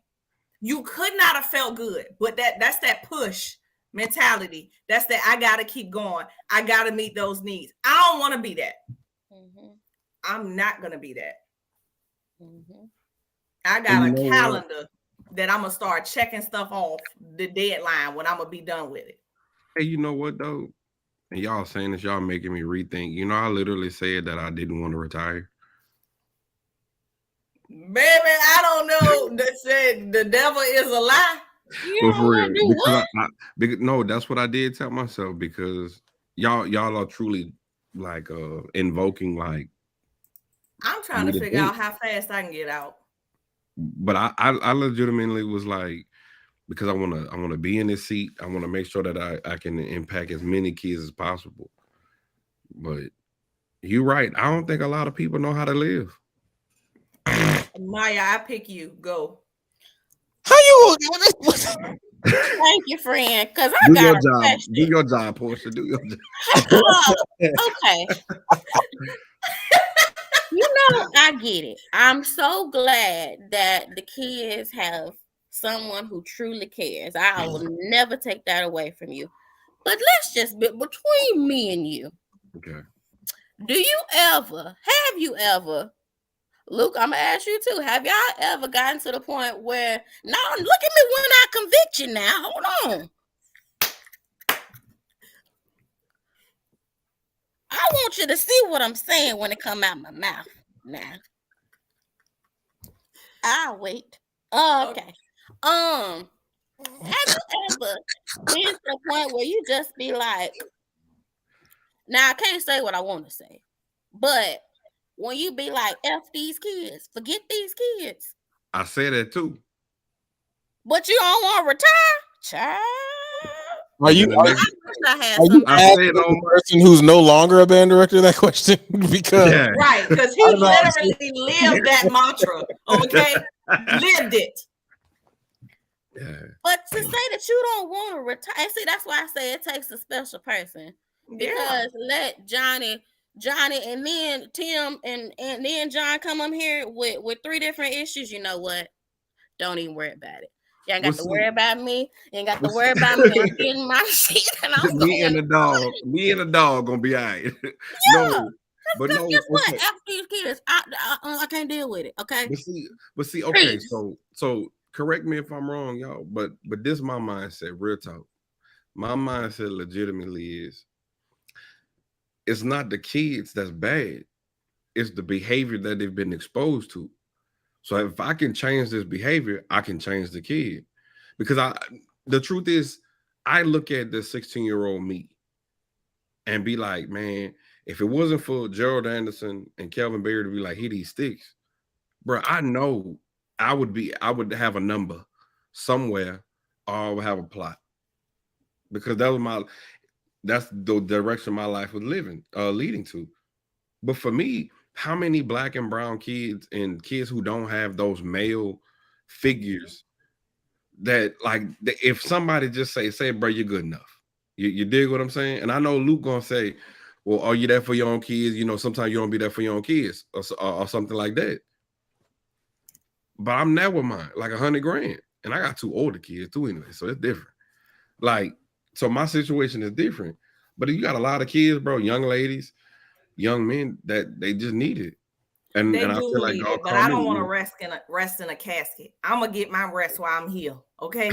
So And that involves beaches and drinks with umbrellas that's frozen, okay?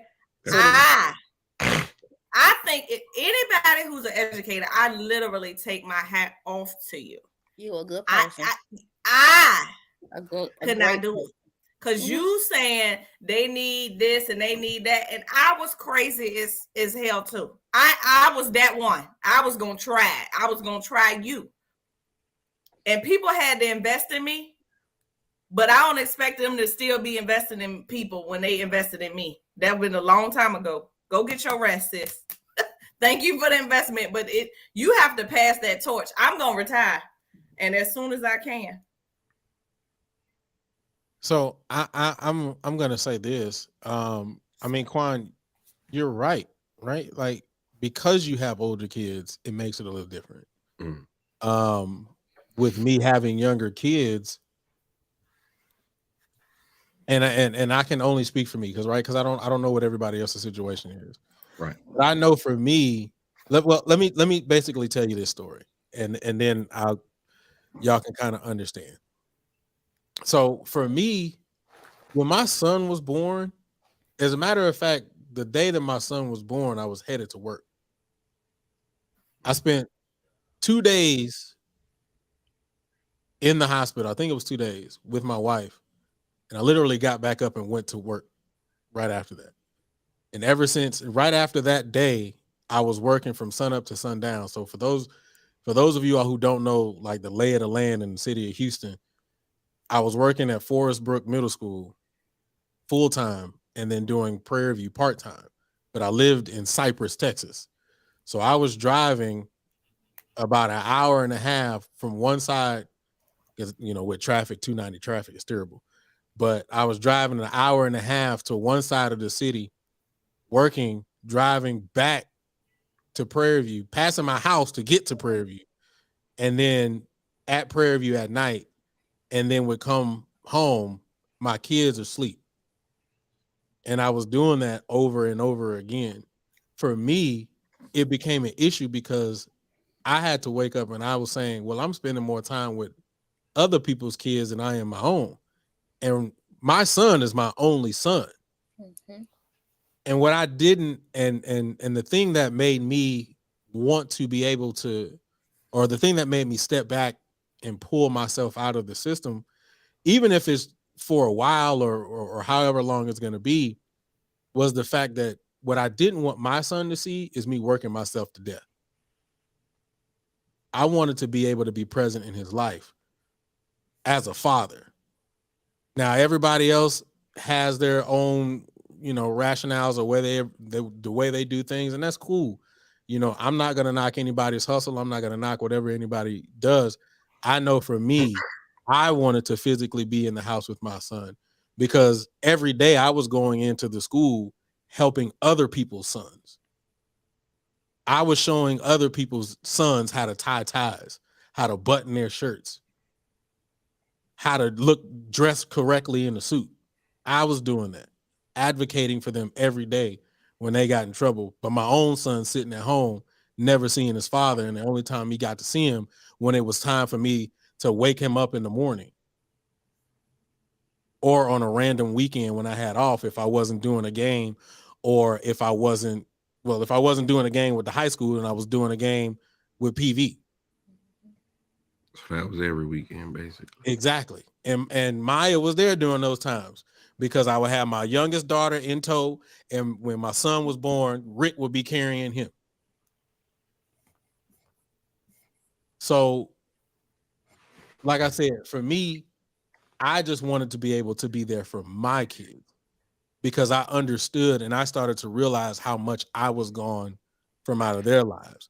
So now, as I've had this time to not be in that space, I spend more time with my son, and I love every minute of it. I love every single minute of it. I get to get up in the morning and take my kids to school, something I never was able to do. And every day they're able to see my face when I pick them up. And that for me means more than anything else in this world. That's true. So, that's my story.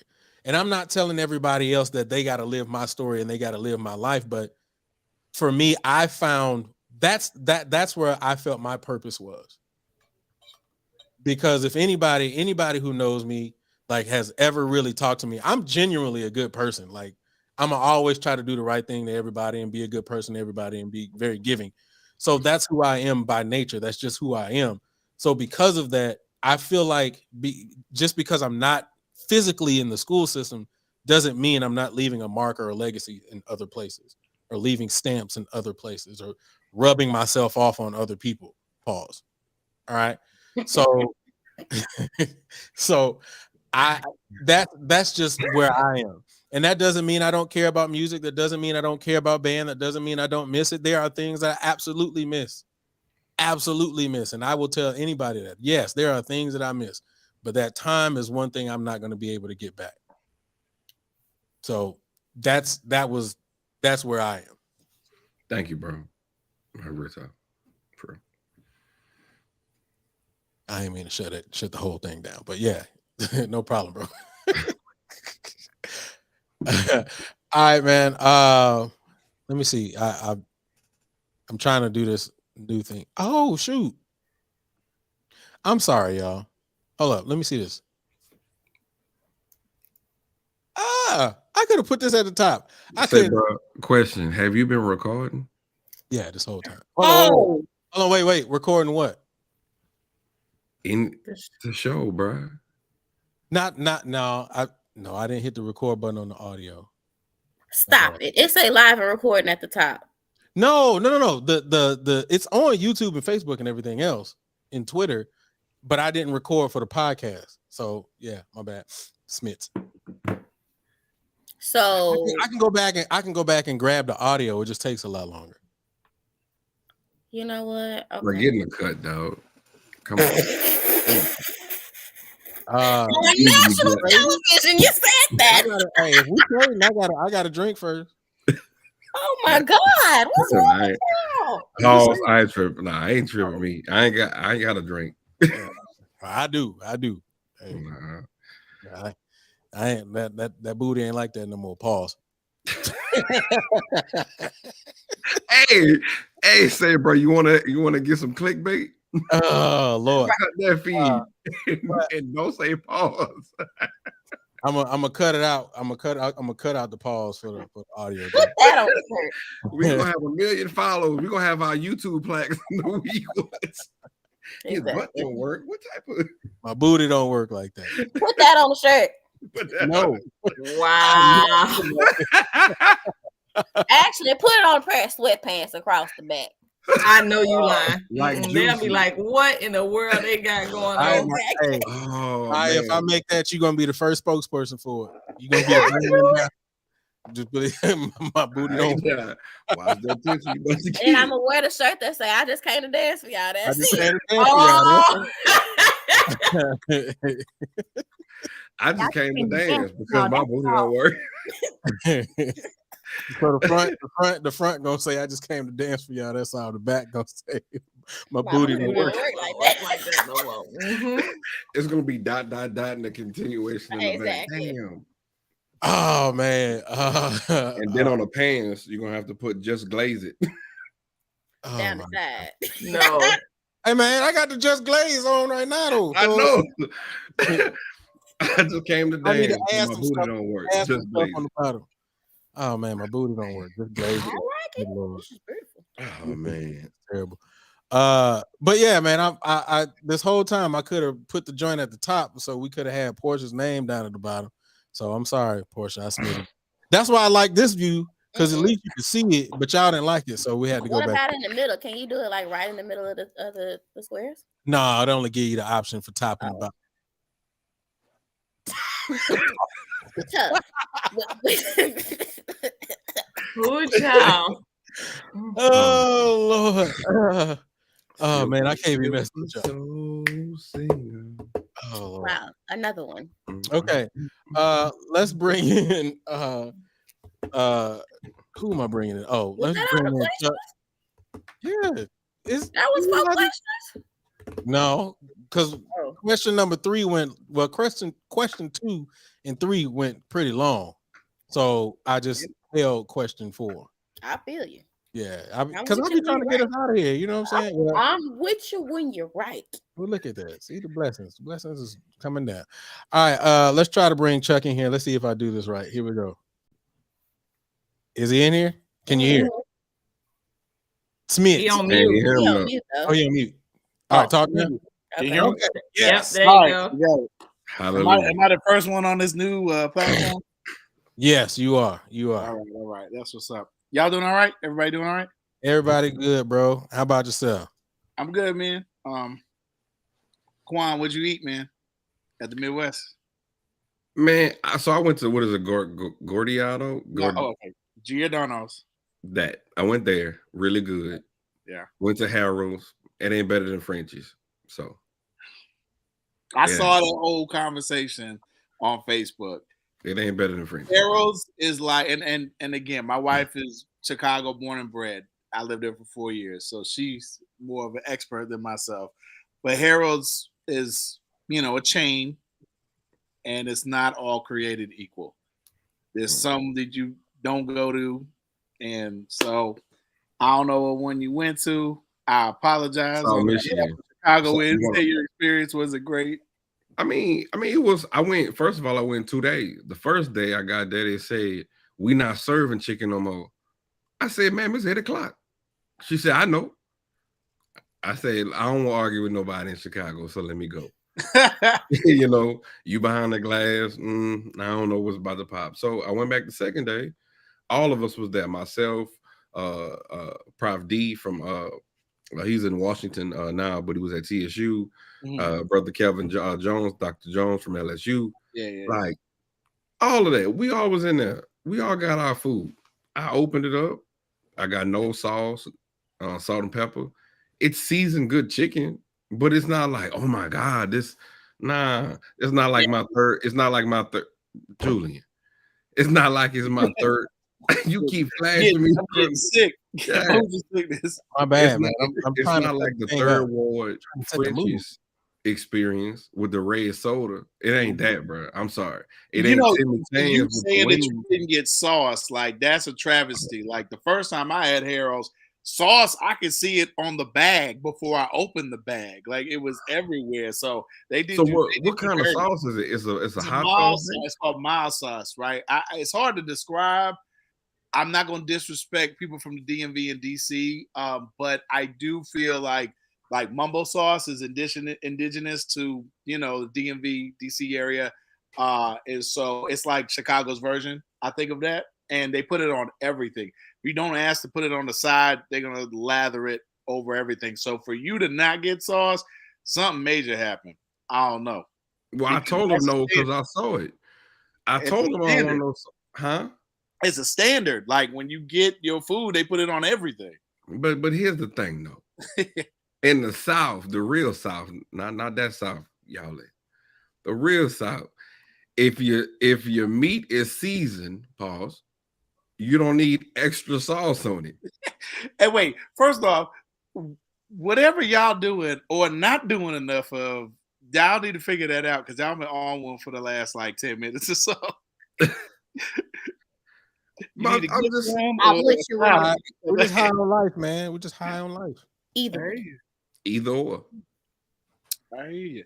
Yeah, I just wanted to ask about that. I'm glad you got an opportunity. This is first time for you, right? Midwest? First time for Midwest. My second time in Chicago. There's so many like first timers that I saw on my timeline. And I'm so glad that y'all were able to make it and go. And I mean, you just can't see everything in 1 year, you know, it's just so much. I'm glad that, and I just love seeing the pictures and I know the conversations going on, but that's dope. With this topic though, because I know you probably got some more folks that want to come on here. Man, like y'all was spot on from like the initial like question all the way to the end, man. And it's crazy because last week I put it in the chat. Last week, oh no, excuse me, when last week it was Monday. You know, first day of the break, you know, for us, and I remember, you know, my wife. And these are things that I didn't do early on. You know, I may be a little transparent on here, but it's all honesty. I'm always an open book.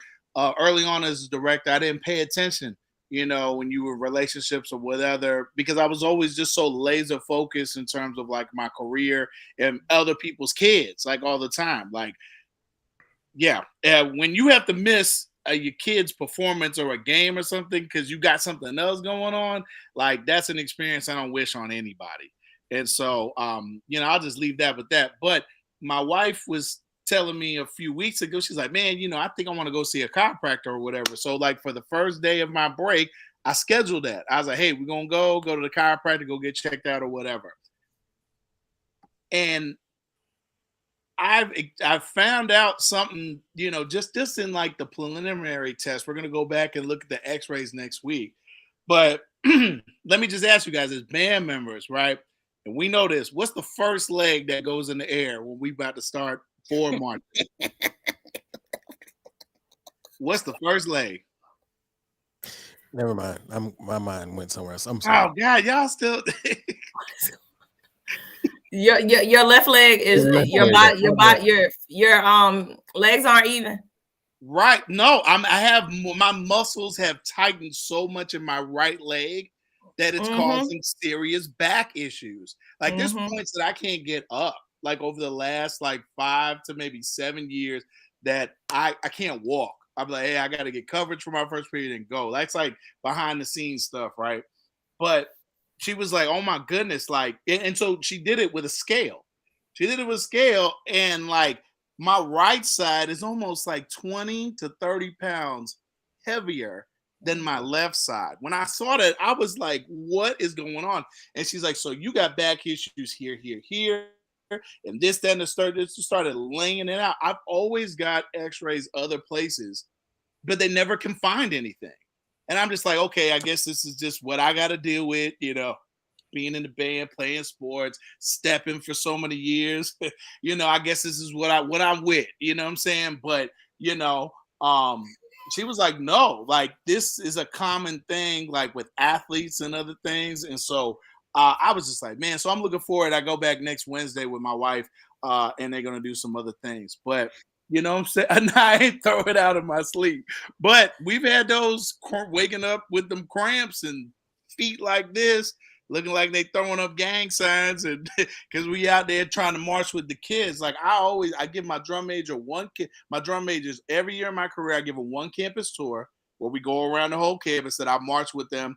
And then I always march with each section, you know, and I try to get out there. But as I get older, man, I have to like pass that on to some other people on my staff because if I do it, then the next few days I'm going to be hurting, you know. And so I just wanted to point that out. Like on the physical, it's so brutal with our body, and we don't realize like how much time. Like y'all were talking about the schedule. I remember my freshman schedule. I had class. This was my Monday through Wednesday. Thursday, I had a little break. Friday, I had like a half a day, but it was 8 a.m., 9 a.m., 10 a.m., 11 a.m., lunch, 1, 2, then we break for the calf. Then practice. Practice at 5. I'm getting out at 11:30. And then I still have to go practice the Melodious Etudes trombone, study book, after my lips are done and prepared, pieces for senior recital or for juries. When I was in undergrad, I'd have my appendix removed because of stress the day before, or excuse me, the morning of a recital, because I was so stressed out about it. And I didn't know. I was like, what's an appendix? They're like, well, it's this organ that's in your body. You really don't use it for anything. But if it ruptures, you could, it's fatal. And I was like, what are some of the things? They're like, okay, poor diet. I'm like, all right, that makes sense. Shoveling burgers and fries and chicken down all the time. But then, or eating the calf all the time. But then they were like, stress.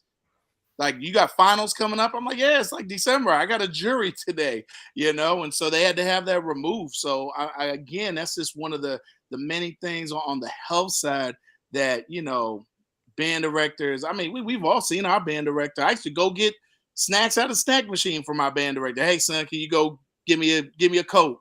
Go get me some chips or something, or where are you going to get something to eat? Bring me something, because you don't know what time you're going to get out. Shoot, I've had parents that used to drop by food all the time. It was like Golden Corral, man. At one point, I was like close to 300 something pounds. I was looking like Big Pun with a baton in my hand because I was just eating all, what I'm saying? But you do that to kind of compensate for the other stuff, what I'm saying? Stressors and things like that. But the last thing I do want to say is I never forget Dr. Johnny B. Hodge, legendary band director at A&T. Before he retired, I was his applied student, and I remember him telling me that he was retiring. He was supposed to retire in 2000, ended up retiring in 2002. And I remember going into his office, and I shut the door. I ain't slammed the door, but I shut the door a little bit harder than what, you typically would, because I had an attitude. And he was like, everything okay, sir? I said, no, doc. I came here to study and graduate underneath you, and you're leaving me. And you know what his response was? He said, Charles, I've been here since 1977, 1978. I owe my wife and my family the rest of my years. And I was thinking about that. I was like, man, like, we getting out of practice 11:30, 12 o'clock, 12:30, and he's still there. And he'd been there earlier in the day dealing with all the battles that the university was giving him. And he was right there with us the entire time. And of course, his kids were along with the band, and they were in the band, and one of them was the announcer for the Blue and Gold Marching Machine. His daughter was one of the Golden Light majorettes, and my daughter's a band baby. The week after she was born, she was at a competition. Like, but still, that time, they'll tell you that time that they were away, that, and we always say, thank you for allowing us, to share your parents, and and they're appreciative of that. But then in the end, it's like, that's still my dad. You know what I'm saying? That's still my dad, that he was away taking care of everybody else and still not here. And so I say this, as my two kids get older and they get more involved in more activities and stuff like that, it's like, I'm just, again, fortunate that I have a great assistant, your box brother, Maurice Mosley. You know what I'm saying? That he works at the school. He's a disciplinarian at the school. And if I got to go, he understands. You know what I'm saying? And I'm thankful for that. But I ain't always have that, And so, again, you guys touched on a lot of things. And I think it's important that we really, get those things in check in terms of our health, in terms of our relationships. And even if you get somebody, so I'll be honest, the mother of my daughter's a band director, a music educator, great one. And we would come home and have those conversations, and you think you turn it off, but we talking about kids. We talking about band. We talking about work. And then that starts to happen. And then it gets wider and wider and wider. Next thing you know, you don't know each other. And you just like, you know what I'm saying? And so that happens, and like that gentleman said about, wife being like the first lady, that's real. But again, you're still giving up this person to the masses, and it still don't make up for that time and that connection. Like, you know what I'm saying, Julian was saying, that you have to have in any relationship. There has to be a balance, but there has to be a point that you say, hey, this is not worth it. My family, my kids are more important. You know, because again, you know, rest in peace to those band directors that died in those seats. I remember hearing about Dr. Smart, and I'm just like, wow. Like, in Quan, when I started off my career, I said that. I was like, hey, I'm gonna be out here, you know, you're barking commands at 85 if I can still do it, you know?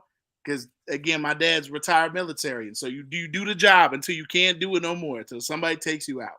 Oh, yeah, you dropped that early? Accident. I was uploading. I didn't know it was gonna upload and move in at the same time you were talking. Nah, it's all good, man. I'm trying to figure the system out, man. My bad. My bad. I know I've been talking a lot, and I apologize. But again, y'all, a lot of these things, like, you know, I've experienced in terms of like the relationship, in terms of like dealing with the kids. I mean, just being transparent. Julie and I were texting like 3 weeks ago, and I'm in my car on my planning period, eating breakfast, and I don't want to go in. You know what I'm saying? Getting like that anxiety. And it ain't the school, it ain't the kids. It's, man, I'm really giving of myself more than what I'm willing to give anymore, if that makes sense. You know what I'm saying? If that makes sense. Like, I want to do more things that, you know, can provide for my family and be there for my kids. And after you've done it for so long, I mean, you love the kids, you love helping them out, you love seeing them off to college. I got kids that are band directors now, you know, and so I love that. But it's like, man, it's to me, I've got to the point that it's not worth it.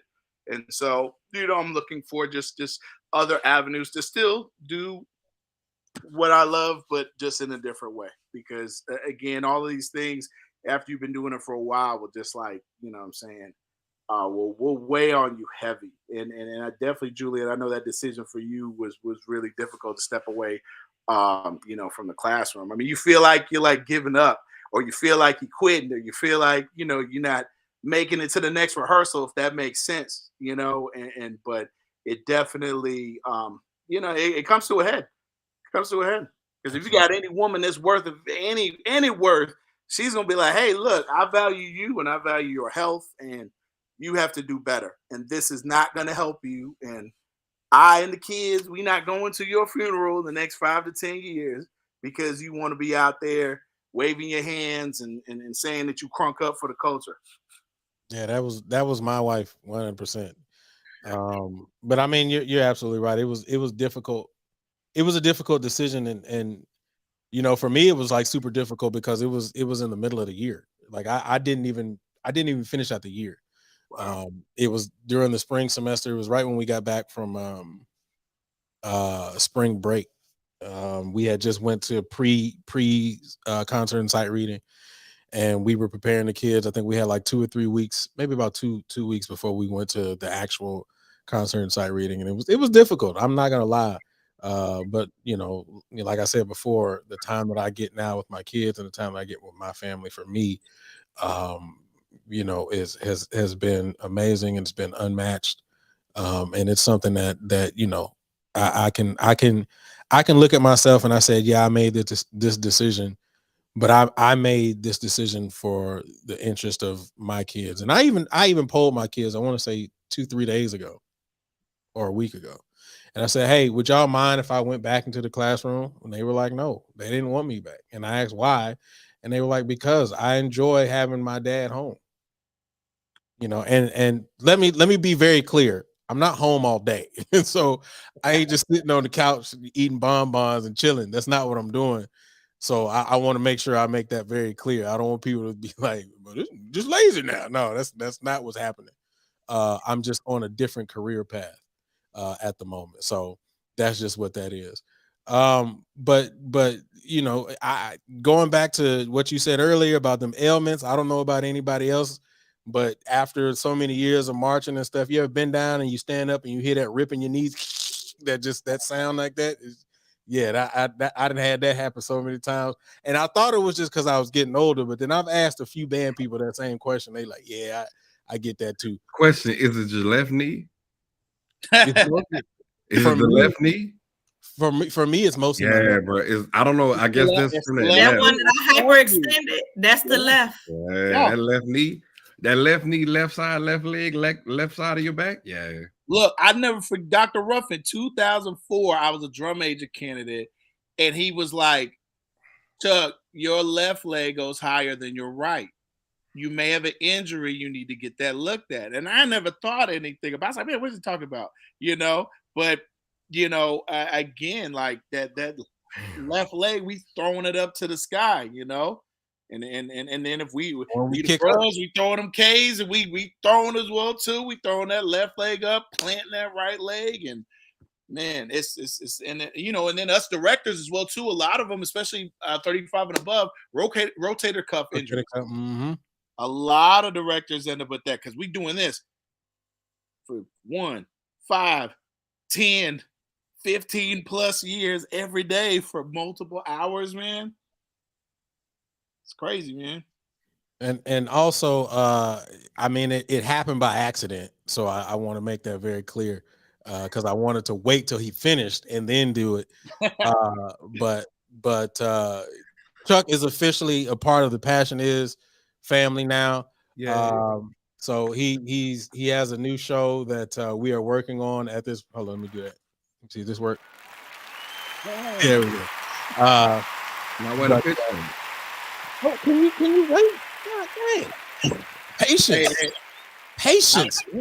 But he is officially a part of the network. So we're working on his first episodes, and we're getting some things done behind the scenes to kind of get ready for that. So his new show will be called Band and Breakfast. You can't really see it. Hold up. I don't know if I can minimize that. I don't know, but dang it, I can't minimize it. Anyway, but his new show will be called Band and Breakfast.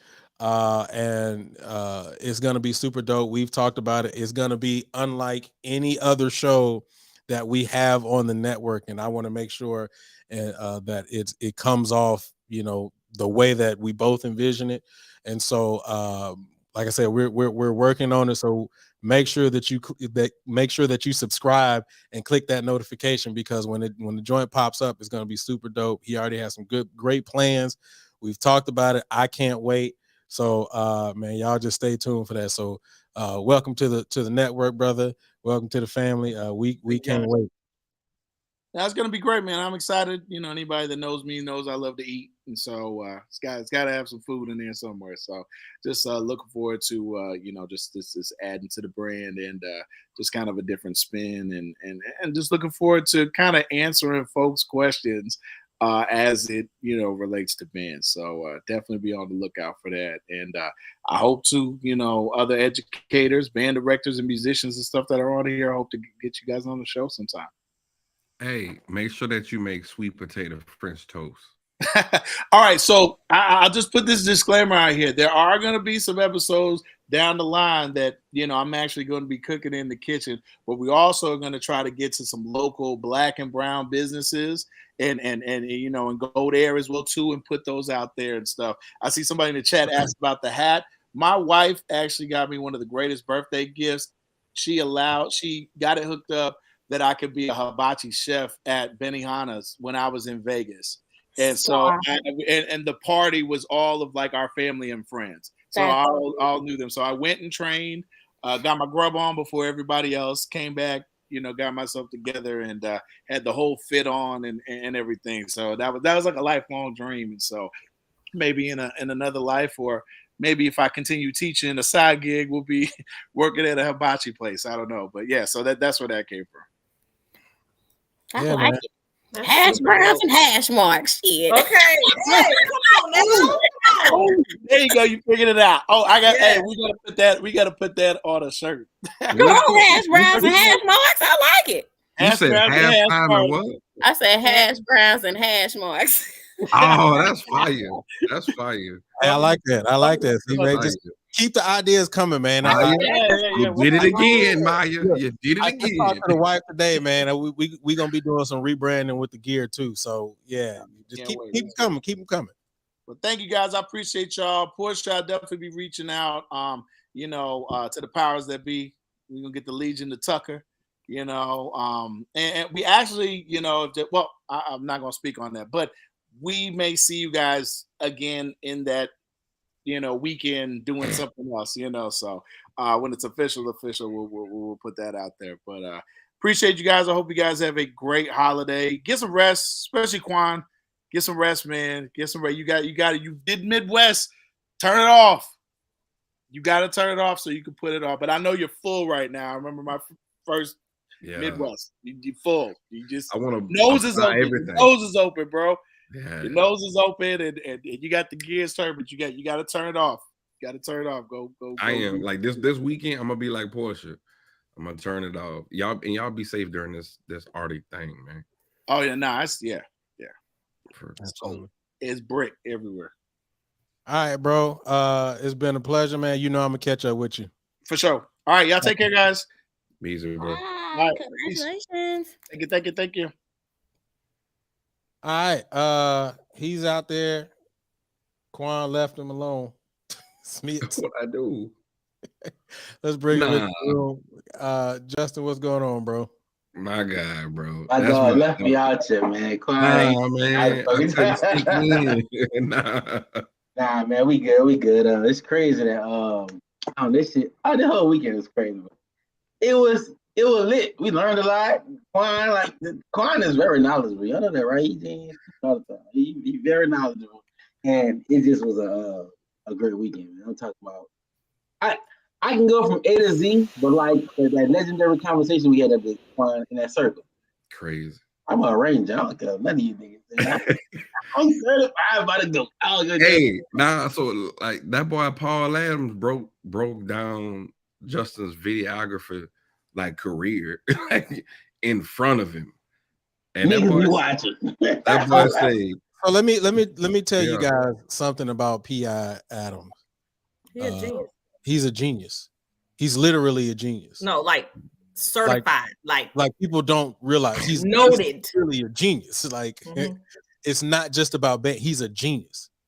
But the funny thing about it is he's not one of those kind of people who will brag about it.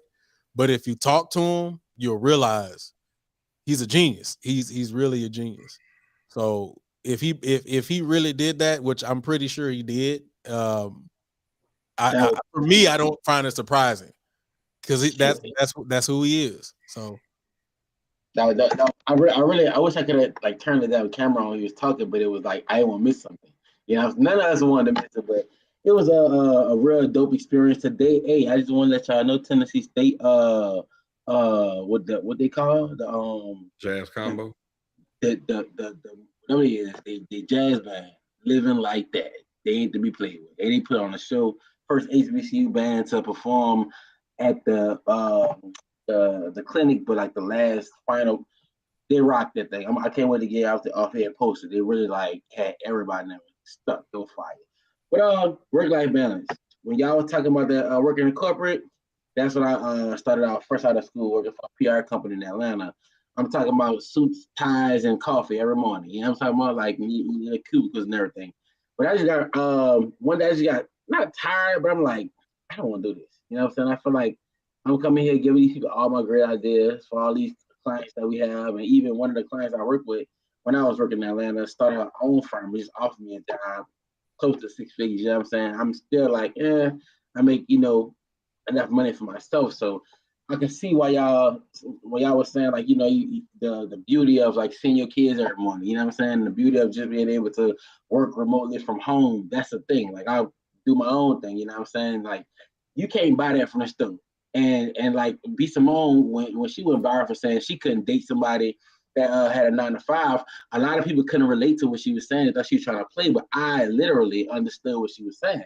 You got to report to your job every day. You know what I'm saying? You can't just take off tomorrow and go to Cancun, you know what I'm saying, without missing the bag. So I definitely felt you was going there with that too, Maya, is a feel of relief. And Portia, when you were saying like you didn't take off for like when it was the first 3 months or whatever it was, that's how I was when I was working. I didn't even know what PTO was.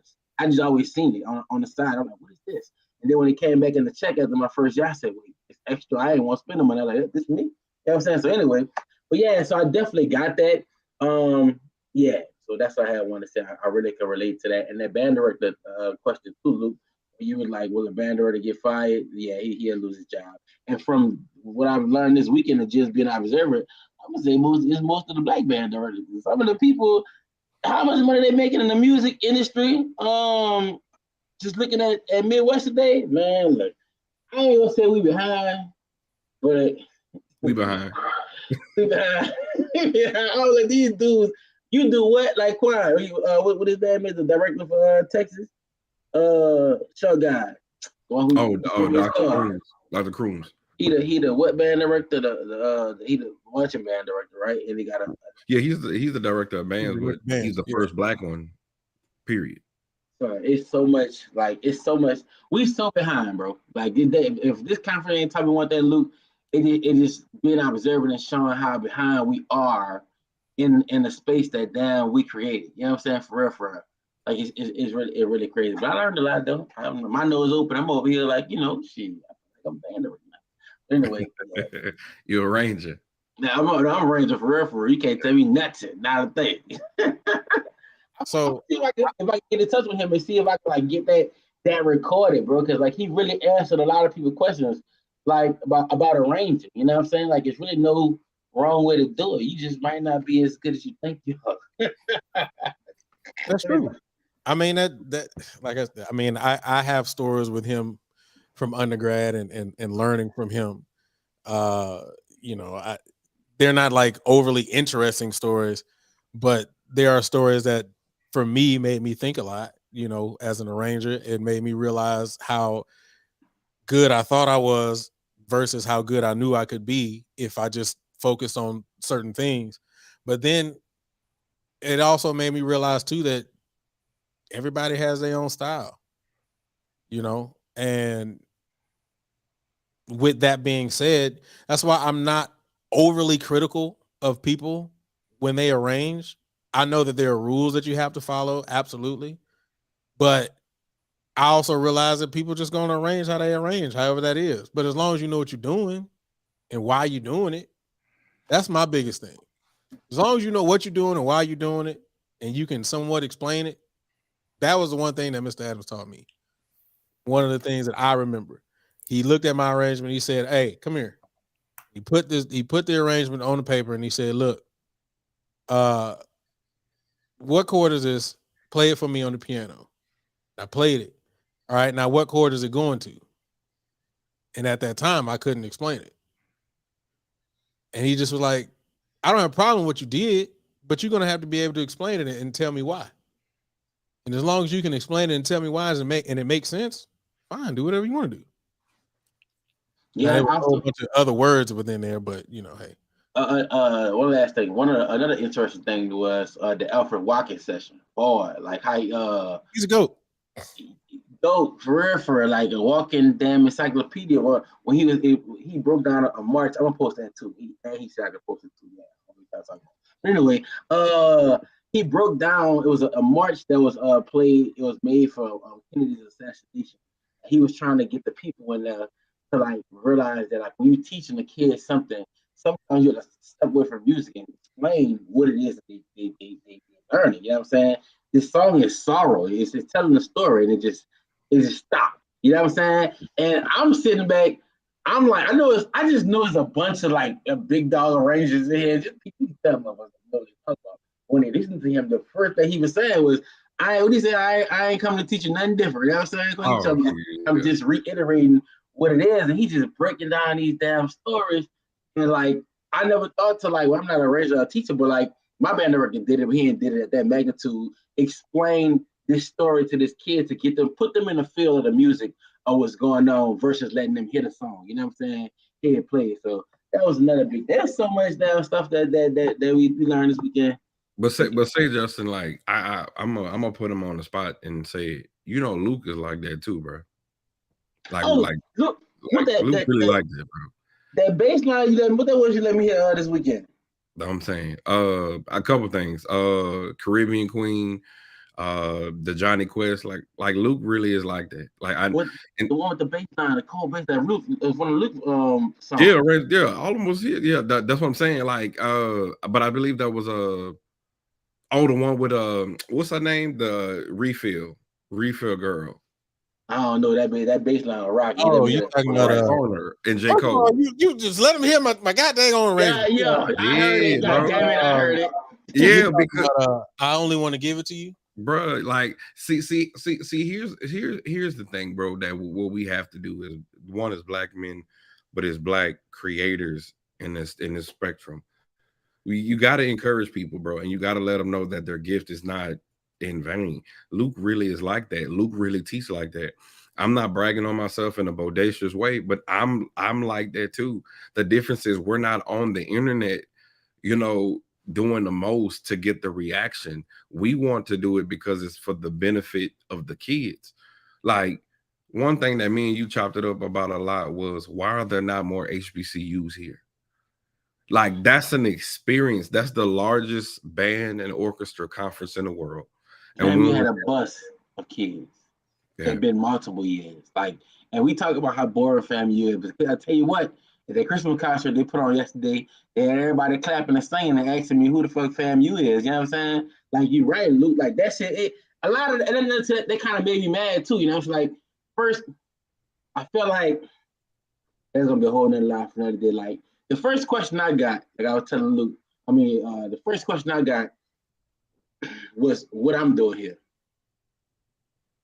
Like, right. Like, you know what I'm saying? I did it. It was almost like, damn, I'm cool enough to, like, record your band and, like, turn up with your kids, but I ain't cool enough to hang in the spot with the people. You know what I'm saying? But then as I ain't even let that get to me. I about to post it on Facebook. I'm like, you know what? I ain't tripping. It is what it is. But like, everywhere I went, people know who the first fast time was. You know what I'm saying? Like, that was the most impressive part to me. Like, these are people I ain't in the room with. You know what I'm saying? But they know.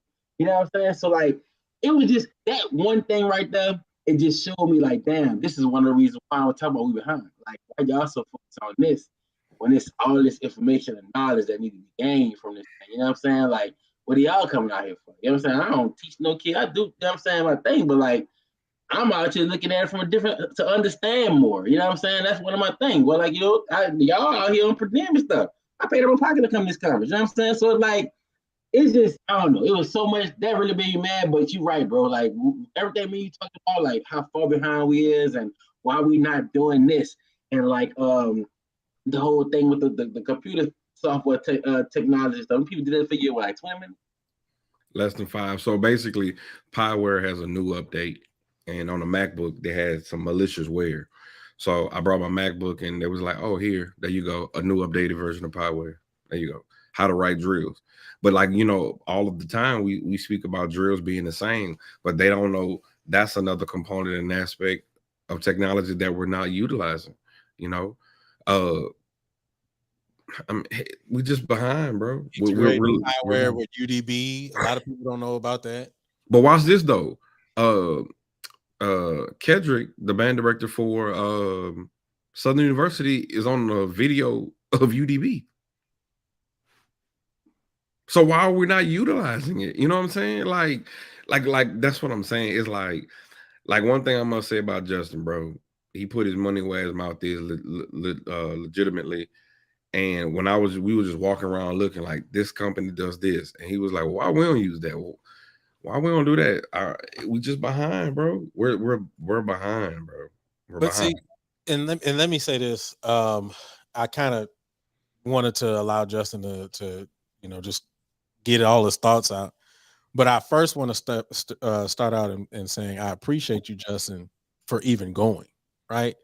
I know there since you have been checking out the show and been rocking with us. There are many charges that I put out, saying between you going back and getting your degree, you going to the DCI joint, and then you've made the step to go to this and actually see what that other side looks like and the information that is out there and the things that we are not obtaining and going after more aggressively. But then the other half of that is I'm glad that you went, because now you get to understand some of the arguments that we have.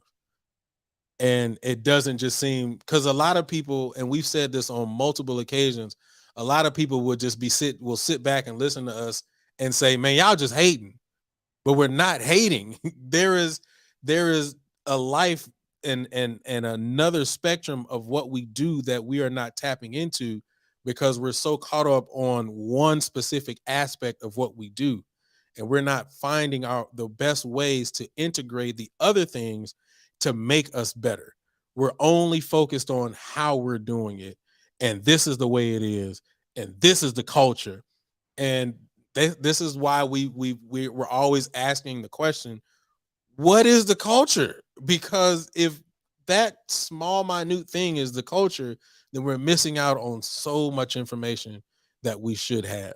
So I'm really glad that you made the decision to go out there and gain that knowledge, and see it from a different perspective, because a voice like yours matters in a lot of spaces when you can go and argue and say, well, I've seen what they're doing over here and y'all not doing this. So maybe y'all should go and get this information so y'all can be on the next level.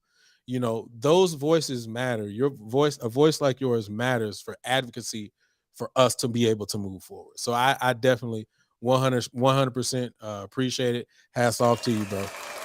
No problem. It's just like,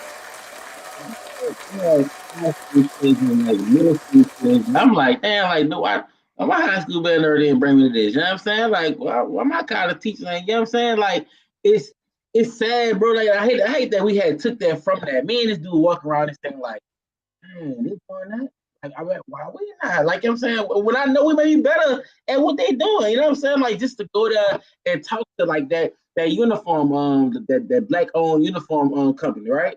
And, you know, these people make all these uniforms for all these damn bands, you know what I'm saying? And then just literally talking to them. Like, I remember I talked to Yamaha, no, it was Yamaha. It was Yamaha.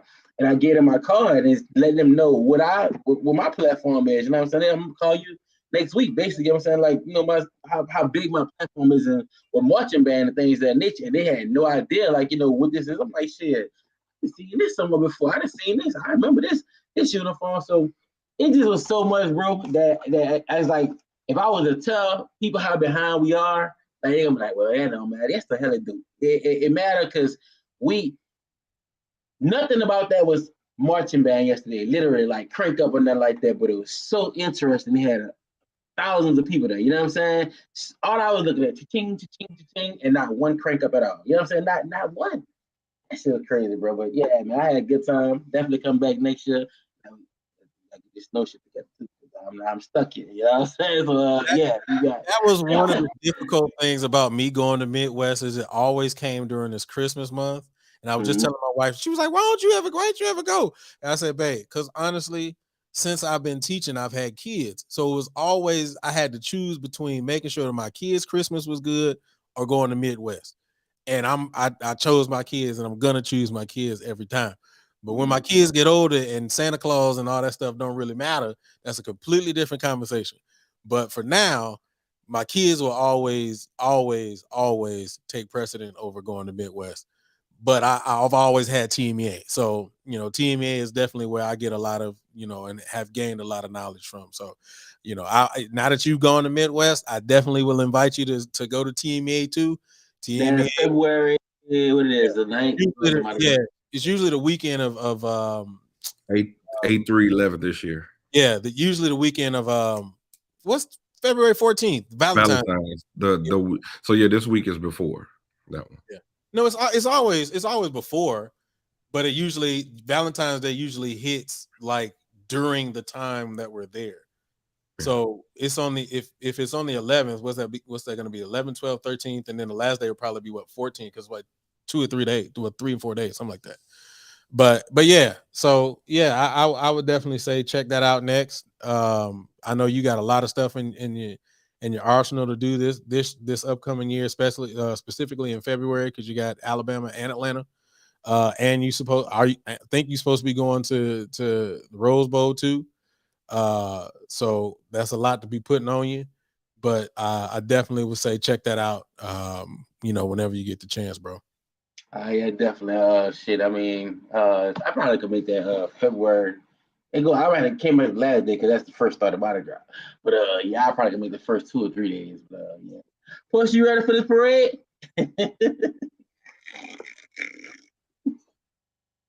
I ain't gotta be ready for the parade. I ain't marching it. Oh yeah, you did say you gonna be. I ain't even walking it. I'm gonna be in the grandstand area, clapping and waving and screaming. I already practiced. That's what you gonna do. So practice. So I'm be on it, but yeah, man. So I'm thugging to hear all these damn snow, and yeah, hopefully I get home for Christmas. If not, I'm gonna be one to start first. Quan left you. Yeah, Quan left me, man. Man, it just happened out the blue. There was them flights getting canceled. Like, I wasn't tripping. All right, bro, man. Once again, I appreciate you, man. 100%, always. All right, man. I'll let y'all later. All right, bro. All right. Man, it has definitely been one heck of a show.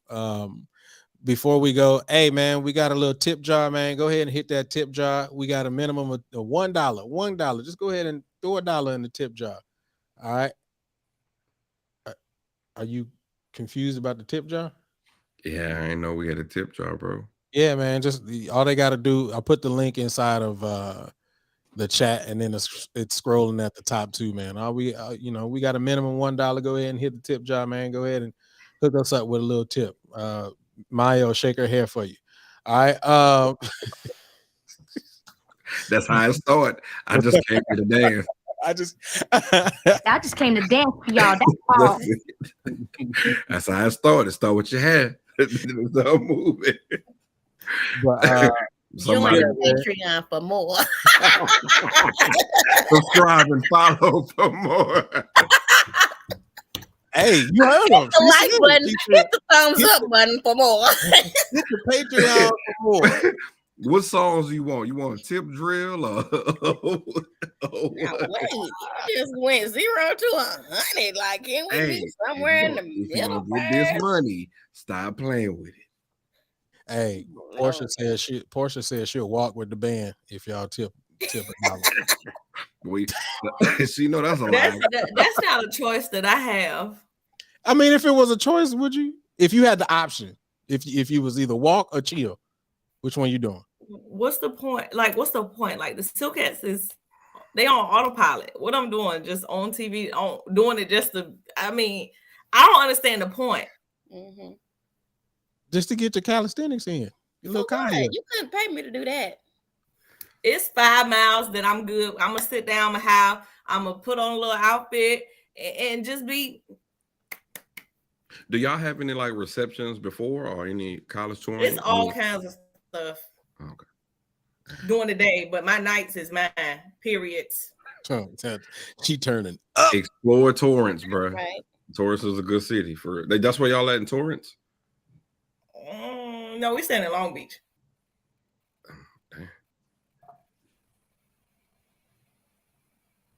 Is it a good part? I don't know. Yeah, I was waiting. I didn't know. I don't. In the hood, yeah. But it's gonna be some nice experiences. No, we're not. It's nice. But they, we're taking the kids on a dinner cruise. They get to go, do Disney, Universal Studios. It's gonna be a good time. That's a blessing, bro. That's nice. That's gonna be nice. Yeah, super dope, man. I wish I could have had it. Well, I'm pretty sure you and me both wish we could have had that experience when we were in undergrad.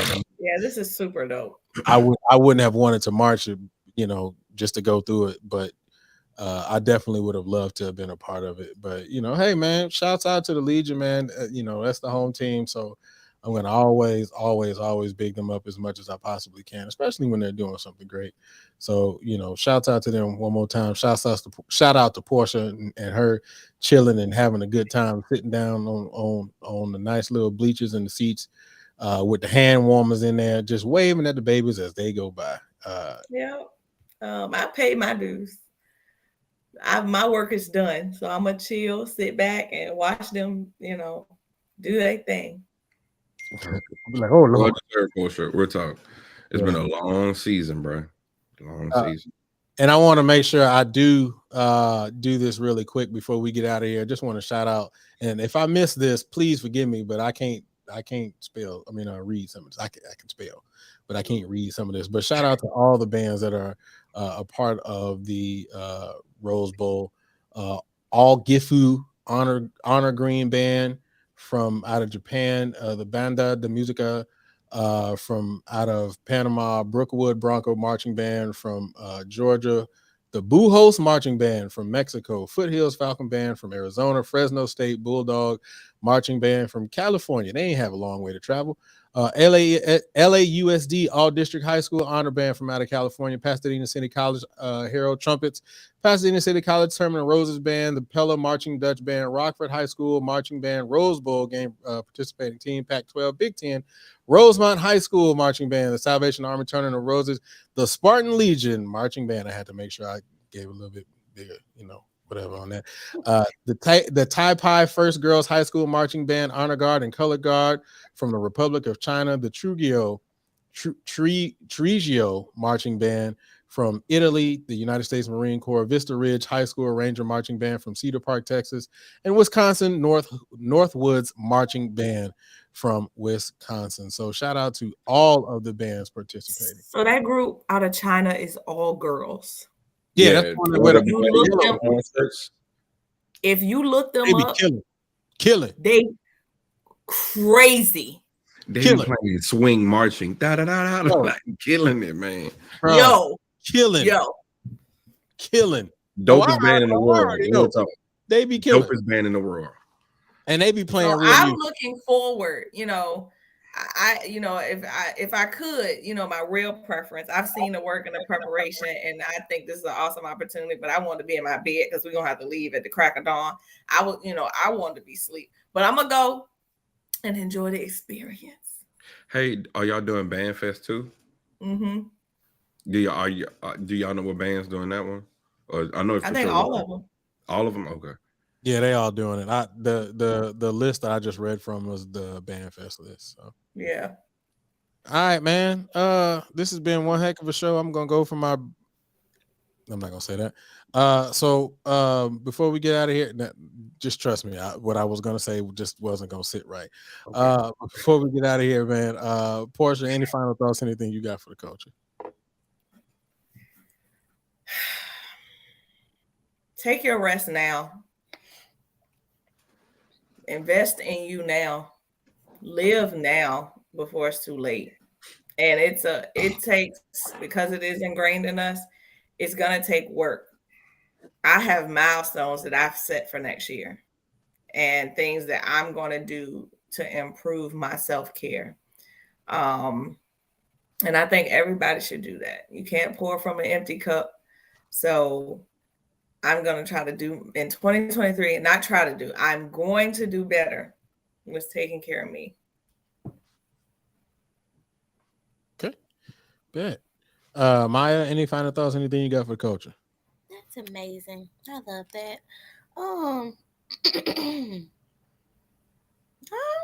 No, I don't know. Same old. Be blessed. Happy birthday. Why I say happy birthday? It's Jesus' birthday. It's Jesus' Merry Christmas. birthday. I was trying to say happy holidays, but yeah. It was Rick's birthday yesterday. There you go. Happy birthday. Happy birthday. Happy birthday, Brownie. Happy birthday, bro.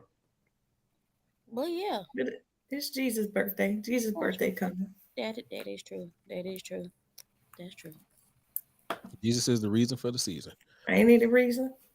Juan, any final thoughts? Anything you got for the culture, bro? Yeah, I just wanted to say, man, going to Midwest, we can be great in everything. We need to start pushing to not just be great in one sector of the arts, but great in all. We could be great in the arts, education, and beyond, y'all. But it's going to take a few of us to truly put those things on the forefront. And allies like Justin, presentations like Dr. Latoya Webb, Dr. Roebuck presented. Like, it's a lot of work we need to do, honestly, to empower ourselves. That's all. We just need to do better. All right. So first of all, what I do want to say is I truly apologize for all of the mishaps that has happened on today's show. 9 times out of 10 on next week's show, it may be the same mishaps, maybe a little less. Still trying to figure out and work this new platform, but I think this platform is super dope. I actually like this platform better than the last. But I'm gonna poll the rest of the people and see what they think about it. So please forgive us, but this has been a super dope show. I appreciate all of you guys who came and people gotta really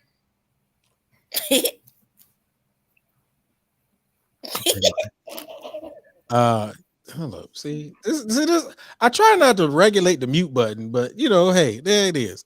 But no, man, I appreciate everybody who came and checked out and kicked this with us, man. Y'all go ahead and hit that tip jar.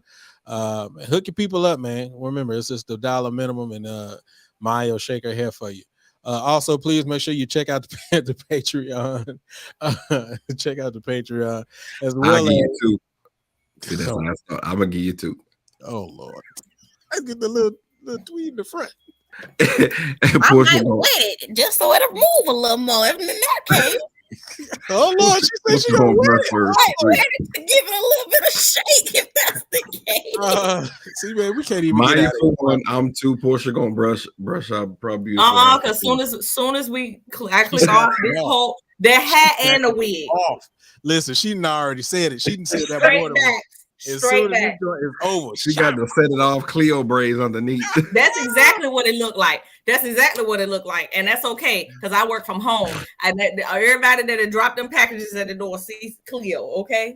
But I do want to say before we go, I don't know if I'll be on next week because that's gonna be the night before we leave, and it's probably gonna be nuts. But yeah, if y'all can watch us on the Rose Bowl, we were the band selected to do the grandstand performance, so it's gonna be a little something for the people. So yeah, definitely watch and support. If they show the grandstand, I'll be on there. I'm gonna have on a green North Face jacket. That's me. Yay! They gonna That's Portia right there in the green. That'll be me. Green light. They go good for the camera. Man, it was something else I was gonna say to mine, but I don't even remember what it was. But anyway, man, I'm gonna try to close this thing out before we say something else, silly, man. You guys have a great day, man. I don't got nothing else for the love of God. We will see you guys next week.